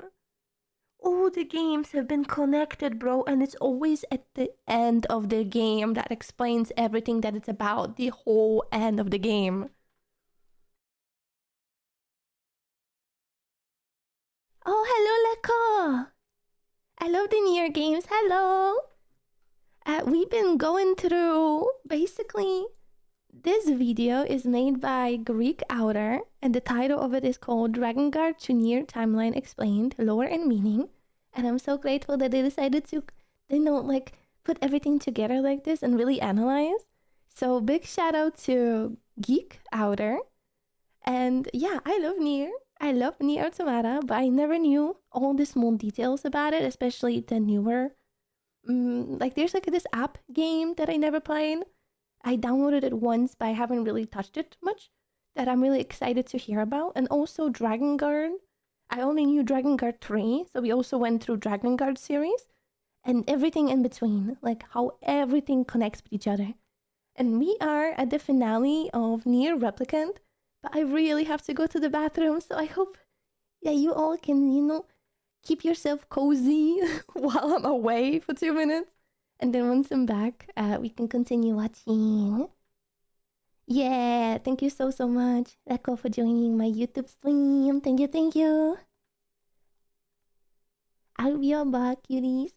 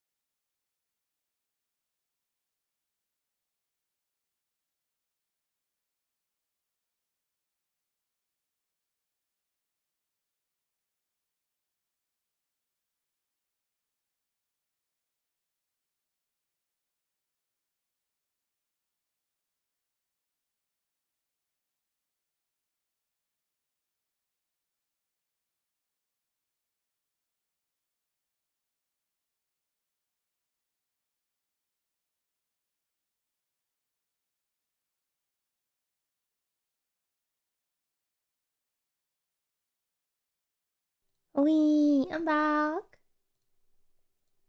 It's cause, oh my god, let me tell you, cause I think it's kind of funny. Cause like me and my mom motivated me to finish watching Breaking Bad, right?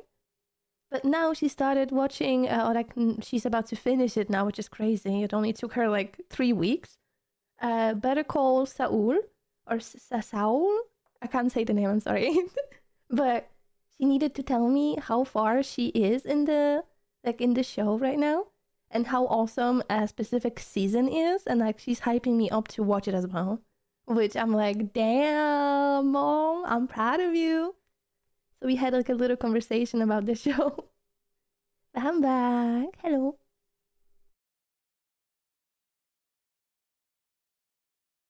Oh my gosh, thank you so much, Anonymous. Oh, for gifting a soap to Mixie. That is actually so sweet. Thank you. Thank you so much. Thank you, Teeny and Nitro and Sonic, for the welcome back. I appreciate it so much. I watched all the Drakengard games on YouTube, played NieR Automata, Replicant Remake, and NieR Reincarnation mobile game that ended. Yeah! I couldn't get into the mobile game at all, actually, personally. I tried, but it was too much gacha for me in the moment, actually. I never got into it. I never got far. That's why I'm really excited for this video, because they include every game. I'm so happy. And again, thank you so much, Anonymous. Like, bro, last stream, you were crazy.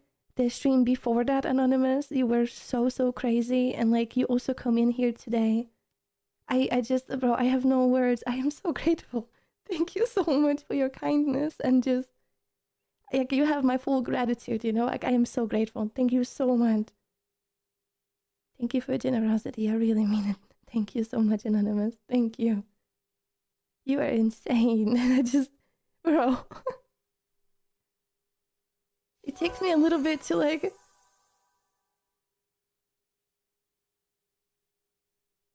Oh my god.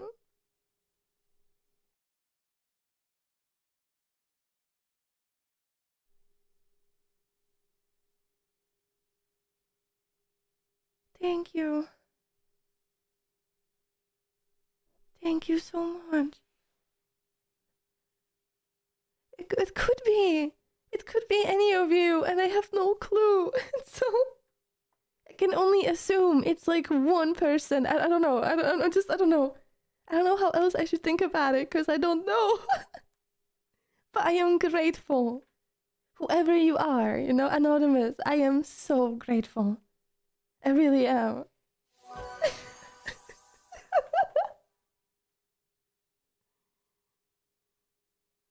You just gifted to Anonymous. Anonymous gifted to Anonymous. That's beautiful. That is beautiful.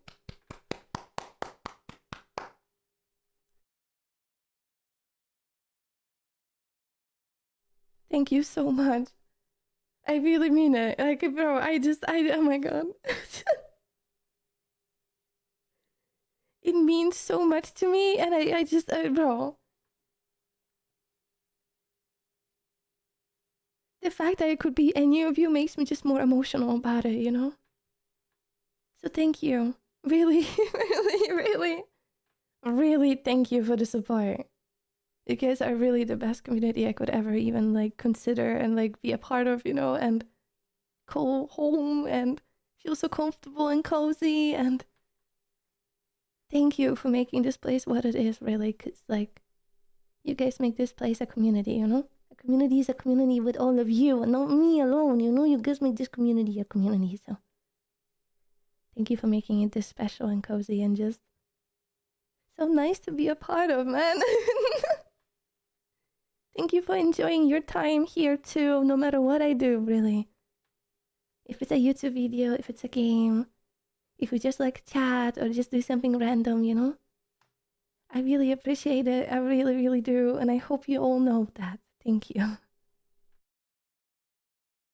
It all means a lot to me. I just want you to know. Thank you.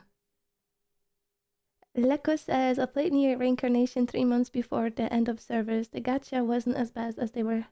Oh, they were handing out okay, gems. Yeah, because you had to roll for different characters or like something like that, weapons and things. I don't remember exactly because it's such a long time ago. But I remember I couldn't get all of the things that I wanted to get, and it's sad that they delisted the game or like app because you did pay money in the game, you know, app for the diamond gems. That's kind of sad. That's actually kind of sad. Oh man.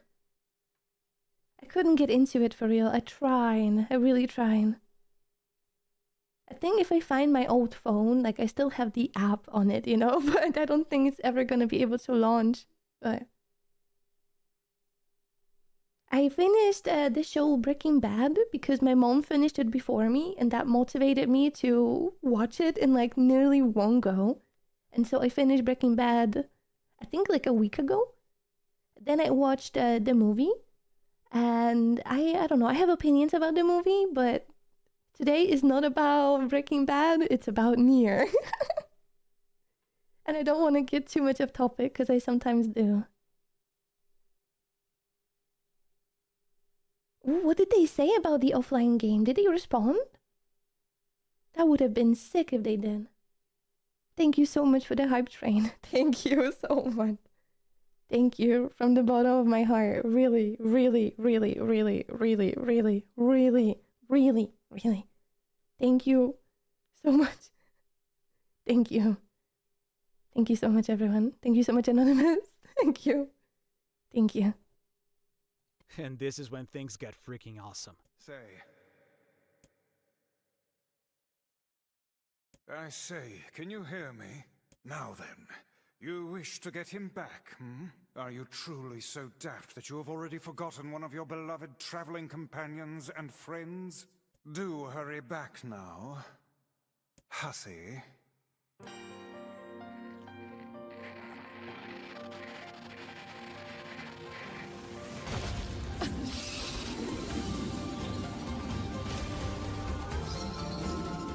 Urged by the unlikely appearance of Vice, she finds the power to defeat her trauma and restore her memories as this kick-ass song plays in the background. Through sheer force of will and without understanding... Oh, this moment reminds me of nearly the ending of NieR Automata, where you also had to go kind of like through this big challenge at the end. Forcibly recreates NieR's existence from within her memory records of this quantum server and destroys it in the process. Shut up, shut up, shut up! I already made up my mind. Nobody tells me what to do. I swore I would be a sword. I swore that I would be your sword. Do you hear me? So I am going to get you back, and I don't care what it takes. Who the fuck do you think you are to just up and disappear like that, huh? I'm the one who gets to decide what my life means to me. It's my life, and I'll do whatever I want with it. So quit wasting time like a brainless fuckwit and get your ass back here now! Atop a giant lunar tier, she holds a reborn NieR as she vows to keep living in this dying world, because that's where the people they cherish are. God, I love this ending. It's worth trudging through the repetition for that alone. But despite these nice sentiments, the reality is that nothing can be done to halt the inevitable. By the year 4198, humanity goes extinct. Okay, so it basically ends with... Okay. So from her memories and from basically destroying the quantum computer, she almost just had her... Oh my god, okay, so again, her memories. And with that, she creates a new NieR that she then kind of felt attached to. But how does she have the power to do that in the first place? Ah, and then it's the same flower. And the flower is bad. Like, the flower is basically the end of humanity, you know, because of all the other stuff.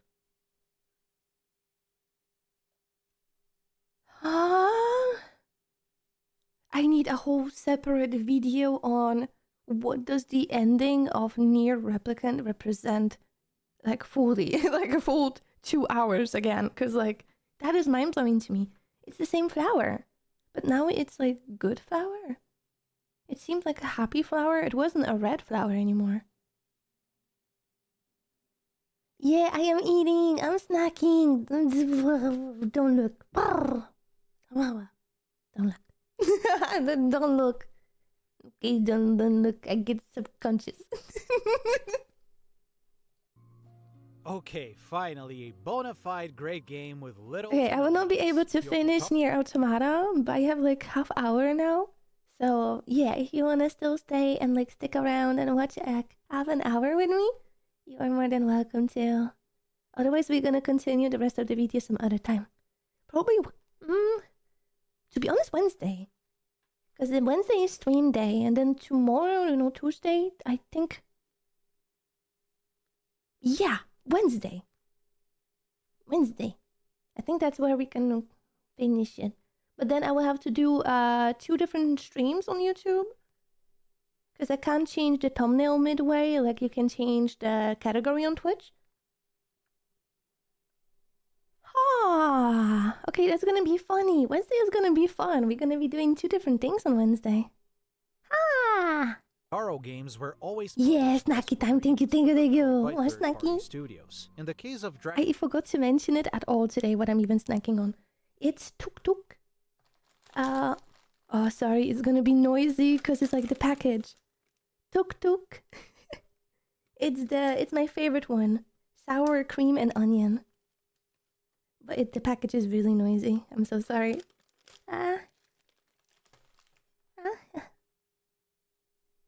Drakengard 1, 2, and the first NieR, the developer was Kavya, the company to which Taro worked at the time. It was eventually dissolved. No, Teeny, I'm just gonna scare people away. I think it's only you who like the crunch, Teeny.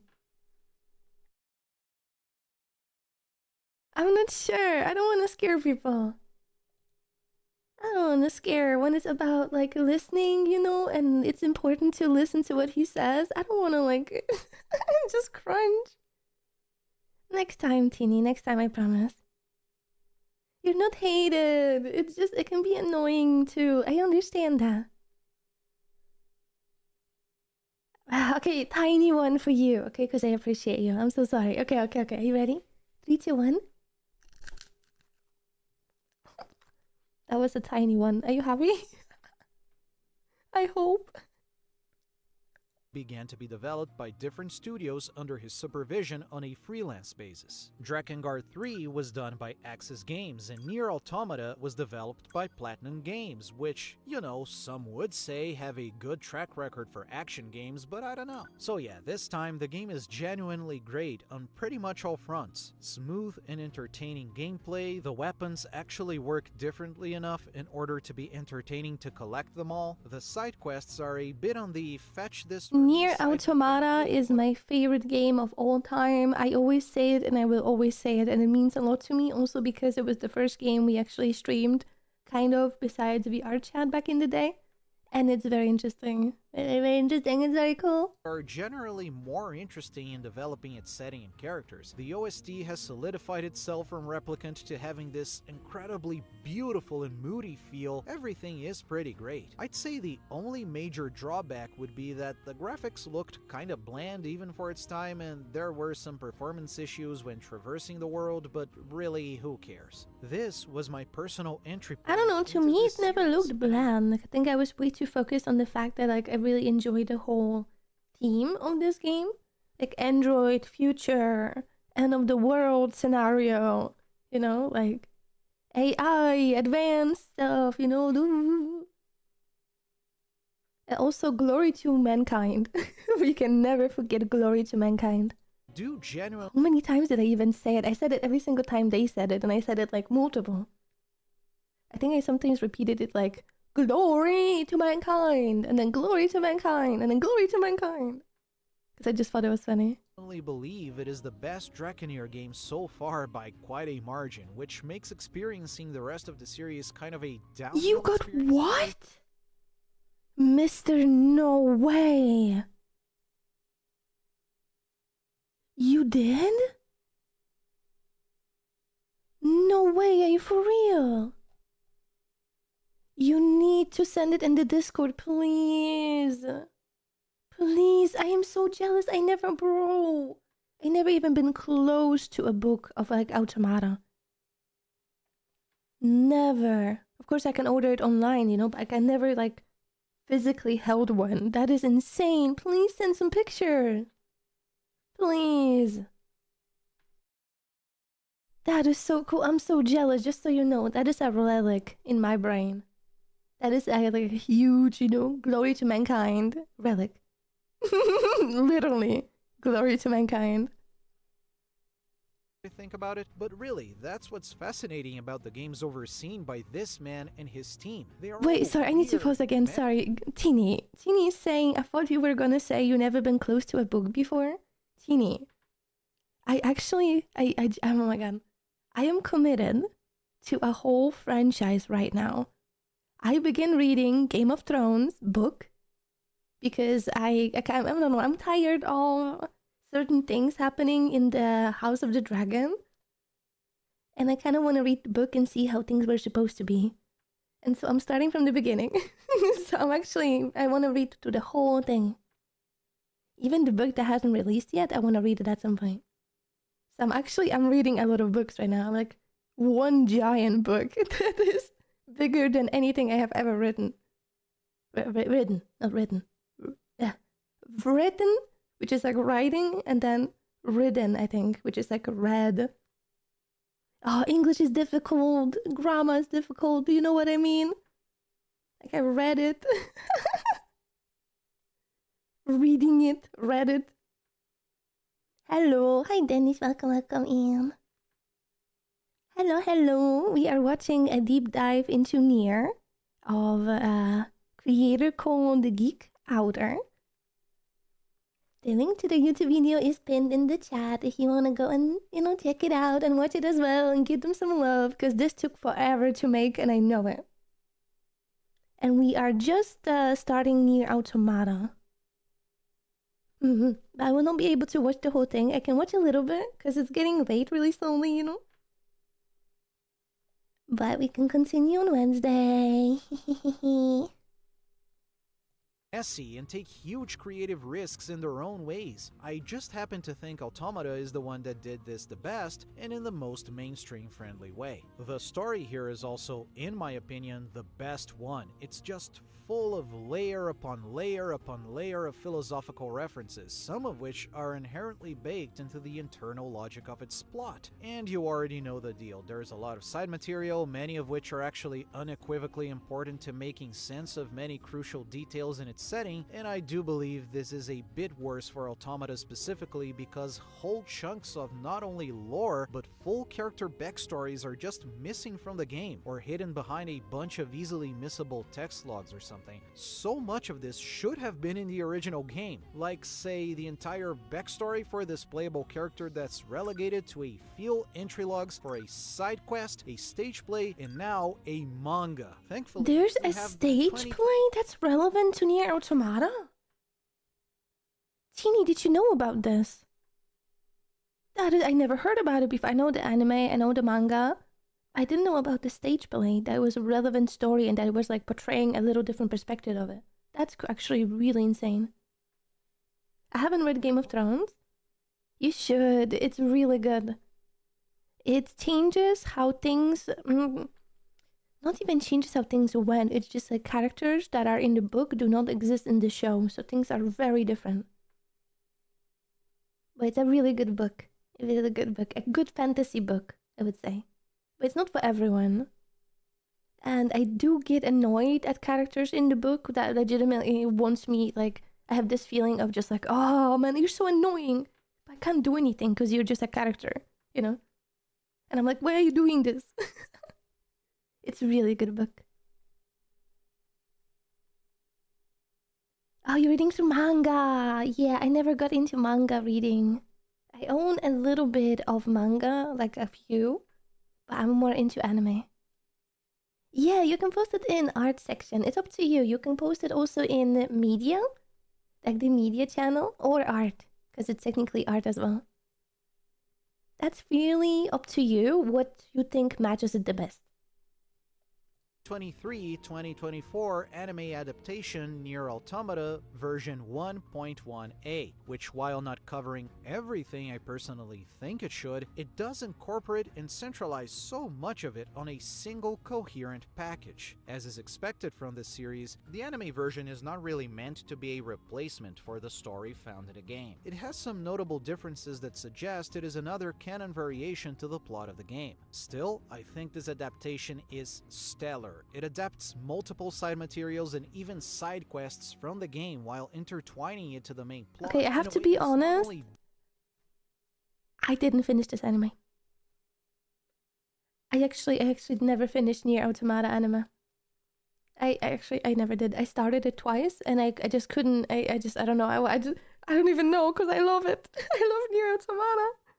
I cannot. It's so hard for me to get through the anime for some reason. And I love animes. I don't know why. So ever since it came out, I just been kind of in this limbo of, yeah, I want to watch it, but I can't watch it. But I want to. Yeah, Tini, okay, tell me why you. I don't know if it's just because I know too much about the lore at the beginning, but I also know that it changes. Like in anime, certain situations are shown from different perspectives, right? And there's also extra characters that you don't know about. But at the same time, it's like I have to go through, I don't know. I have no clue. Oh, that could be true. I think it's because it blends the manga and the game together, so it feels too far off of what we are familiar with. That could be it. I think you basically, I think that's it. I think that's the description of like the issue that I have. Well, I'm okay with the other stuff, you know, like all the games, all the other media, but for some reason, I think it's because I care so much about the game lore that it just kind of it's hard for me to accept that the other stuff is also relevant and is also canon. Yeah, I think that's what it is. Deeply entertaining and revelatory, but very accessible to anyone who doesn't feel like playing the original game while also being its own thing. It's a really rare state of affairs for an adaptation, so to simplify things, I'll mostly follow the plot and use footage of the anime because its changes don't really deviate too much from the game anyway, and anything that's notably too different can just be mentioned as we go along. So this time around, we follow the story. Yeah, okay, so anyone that wants to watch the anime, please close your ears. I am okay with hearing this, but if you are someone that wants to watch it, I understand. I just want to make you, you know, aware that we are going through what the anime is about. 10, 9, 8, 7, 6, 5, 4, 3, 2, 1. Story of androids 2B and 9S, both being a brand new model of androids called Yorha, specifically developed in order to fight back the machine lifeforms in an ongoing war. You see, after the events of Replicant, by the year of 5012, an actual alien invasion of Earth took place. The aliens found Earth populated by androids who fought back against their invasion, and eventually the aliens began to develop their own puppets, which they called machine lifeforms. Ever since, androids and machine lifeforms have been fighting each other throughout the whole Earth, and the Yorha units were developed hi Code, welcome home, welcome. Deployed in order to aid the fighting. What these androids are told is that a small portion of humanity is still alive on the moon, patiently waiting for the day when the aliens and machine lifeforms are wiped from the Earth so they can return. The Yorha androids receive instructions at their home base in space, called the Bunker, from the so-called Council of Humanity. 2B is a battle model so this far, things are basically kind of the same. meant to directly engage with enemy machine lifeforms, while 9S is a scanner model whose role is to provide assistance. But how do they handle the different endings? They meet during a I just need to watch the anime or just like listen.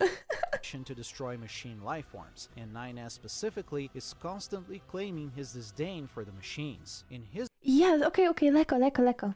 So basically, it's manga, and then also the game, and then together you have the anime.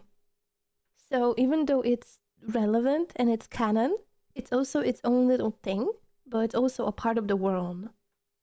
Crazy. Feel they have no real sentience or capabilities of complex personality development like androids do, and as such are not deserving of empathy. Anyway, their first mission ends up with fighting this huge machine lifeform called a Goliath, and things don't turn out as well as they'd hoped, so they have to self-destruct by imploding their This black follows the boxes, game or exactly inside of right them, now. that's essentially their brain. They don't die, however. We learn from this experience that Yorha units are actually endlessly manufactured back at the bunker, and they regularly sync their data to a central server which uploads it to their new bodies whenever they die. As such, they don't remember anything prior to their last save, as it were, once they wake up again. Oh, they're also assisted by their own tactical support units called pods. Yeah, but they can also upload to the last millisecond, so they actually do remember. Because you can upload yourself to the server and then you can download the data. Hovering drones which speak That's how it was in the game. robotic language. Meanwhile, older model androids not part of this fancy program still survive at Earth, making their settlements, fighting however they can, and sometimes providing backup to the Yorha units. These androids label themselves as the Resistance, and once they are destroyed, they never come back. 2B and 9S are eventually tasked with investigating sightings of dangerous machines appearing in the desert ruins area, where they find a cluster of them exhibiting out-of-character behavior, like trying to nurse a baby into the cradle. Okay, yeah, so this is the exact same as in the game. Of religious devotion. When they are You had like about to this be whole destroyed scene. by our protagonists, they frantically scramble together and somehow birth something new from their remains. Something that resembles an android. In fighting it, I think it was Ada? stab its ribs, from which a new one is born. They flee from Oh, that was hard to fight the first time. Adam and Eve. Christian I reference. remember the first time I had to fight him, I was like so confused. Because in the game it becomes like this whole bowl, like circle of just metal. And in the middle, that's where he is. And then when you finally kill him, he just teleports everywhere. And like new him comes up, you know? Crazy moment. Even though Eve is a man, this is even explicitly referenced in a scene. My name? Eve? This book says it's a woman's name. Shouldn't we be called Cain and Abel or something instead? Adam specifically is shown to be very concerned with studying, understanding, and mimicking humanity. Humans live their lives covering up their It is the same, So yeah. we will do the same. Musing by philosophical concepts on existence made by its Even late look the thinkers exact and same, trying that's to instill insane. the same wonder I mean, the on his detail, you know? who has a much more childish and curious personality. Meanwhile, 2B and 9S are deployed in further missions that clearly shows machine lifeforms are not inferior beings incapable of feelings and complex thought. They show care for one another, create societies of their own, plead for their lives, and create their own habits. 9S dogmatically rejects this notion, claiming they are only mimicking what they can salvage from humanity, killing them without remorse. Such stance is further challenged by the fact that Oh, I love this village song. made from machine Dun dun dun dun dun dun dun dun dun dun dun. I remember. Oh my god! Oh my god! Oh my god! Oh my god! Oh my god! Oh my god! I love this village. That was like one of my favorite places to be. I know the fireworks and like the funfair park was beautiful, but like this village was just something special to me.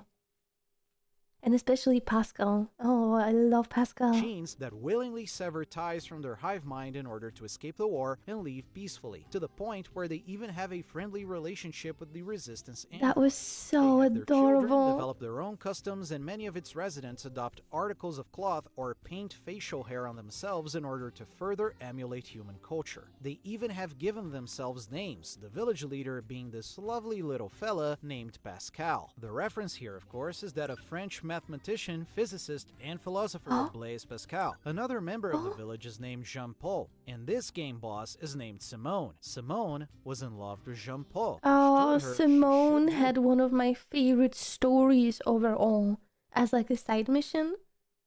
Holy. And the whole boss fight, I think to this day, is one of my favorite boss fights ever in any game I've ever played. her best to become beautiful. Real-life French philosophers Jean-Paul Sartre and Simone de Beauvoir were lovers. So there, another reference. And many Oh, other I didn't special even know there was a machine life forms that serve as reference. boss encounters in the game and make appearances in the anime are further named after philosophers. Here's Marx, Engels, Emmanuel, and oh, my personal favorite, Kierkegaard. Look at him being this little pope. As part of their assignments, 2B and 9S slowly but surely develop a caring relationship with one another, despite 2B making an effort to distance herself from the ever-eager 9S. They also grow closer to Pascal and the villagers, and at one point travel to the Forest Kingdom, a place where a bunch of machine that's like life forms insane because organized they into get a literal feelings kingdom and faults structure and in search everything. of a missing machine, and find the whole place is in shambles. They then meet A2, a rogue android responsible She for was this massacre, awesome. wanted as a deserter by Yorha. Hey, two, wait! Tell me why you would betray us like this! Command is the one that betrayed you. Gee, I wonder what she means by that, huh? Anyway, eventually Adam lures 2B and 9S into his copied city, a reconstruction of human architecture made by himself through some unknown means. Oh, it looks the same as well, bro. They put so much love into it. He taunts the duo into questioning their You can respective see. existences and beliefs. He reveals that the aliens are already dead. The machine network hive mind evolved itself beyond their creators and killed them. Okay, here they are showing it completely different. In the game, you were like on the stage where you had like this huge window, and you had like back and forth, like left and right, and it looked like an alien ship. To operate independently. But here it just After like shows the coming into head. Contact with the remains of human culture, came to the conclusion humans were much more refined life forms. Their goal That's were very further different. evolution. That's why machines take up names from philosophers and ape human behavior. From their perspective, humans are as gods, and they are trying to retroactively shape themselves into their image, much like the androids already are. Christian reference! To be an Adam fight, but Eve takes a mortal blow in place of his brother, sacrificing himself in the process. In the original game, this was the other way around, by the way. Yeah, it was. Yo. So in the game, he went like crazy and we had to fight him in like this huge tornado. But what happens in the anime? Is devastated by the loss of Eve, succumbing to nihilism and going berserk on the androids. During their battle, 9S hacks into Adam and is infected by the logic virus. That is The so virus similar. that corrupts the data of androids and machines alike, That's what happened in the game too, but from the other brother. turning their eyes red. Since 9S's data is now compromised, he can't upload it back into the bunker in order to keep his current memories and sense of self. So he must die right here. Oh, I before cried. I berserk. cried here. 2B Oh my god, I kills him cried. while crying to herself, asking, Why does it always end like this? But turns out 9S was able to store his data in a machine life form that was nearby, so all is well for now. In the original game, this was its first two endings. Flowers for the machines and or not to be. You'd play as 2B until you wrote credits on ending A and then replayed the whole thing but from 9S's unique perspective, which is Yeah, okay, I'm gonna pause it here because next time we watch, we can start with 9S's perspective in the anime, and then we can jump into the game and everything else. So I will be slowly ending the stream here now. Let me see who is streaming so we can send the rain. And in the meantime, you can say goodbye. I had so much fun. I just have to say again, I had so much fun. I'm so happy you all had time, to be here and just be a part of it and just watch it together. And thank you. Let me see who is. What would match the vibe? Or maybe we should do completely something different than the vibe. Now let me just check who's streaming. Twitch.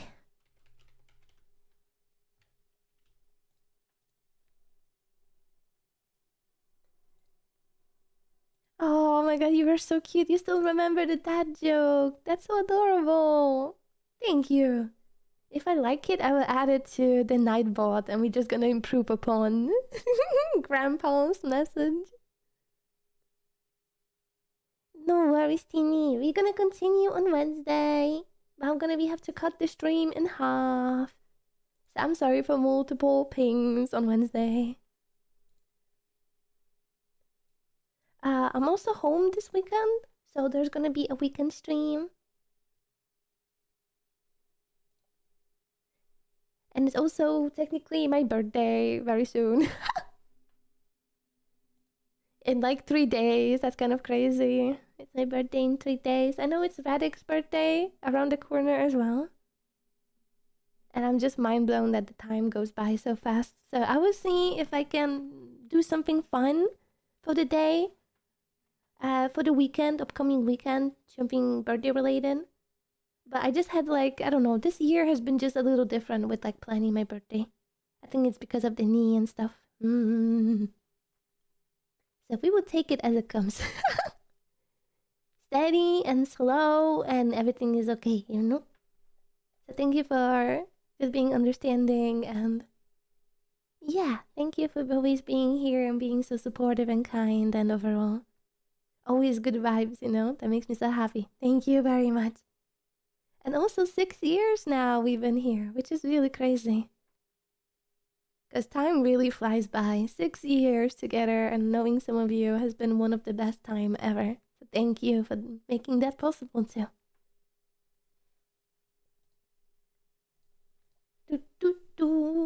Let me rate one of my friendos. Viran. They're doing pew pew pew pew pew, but they are a really good friend of mine and I really want to say hi to them. If you want to copy paste the message. And yeah.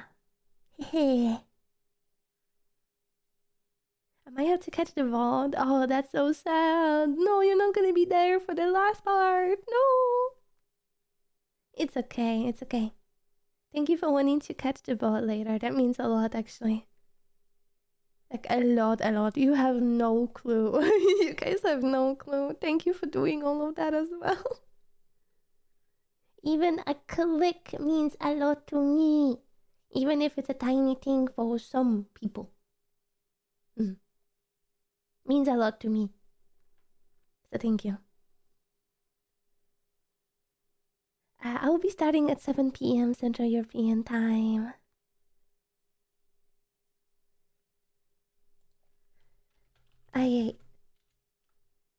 Go and join the Discord if you want to. Check out all the socials if you want to. And we will see each other on Wednesday. Hello, Foodie. I'm ending the stream. I'm so sorry. We've been on for 3 hours and 30 minutes and it's getting late and I'm getting tired and it's Monday. And I have to wake up early tomorrow. So I gotta end it. I'm sorry. Sorry. Yeah, we're back to the schedule. See you on Wednesday. I'm also gonna be streaming in the weekend, so also see you in the weekend. Oh, you gotta tell me about it on Wednesday, Footy. You gotta. Okay, bye-bye. Bye.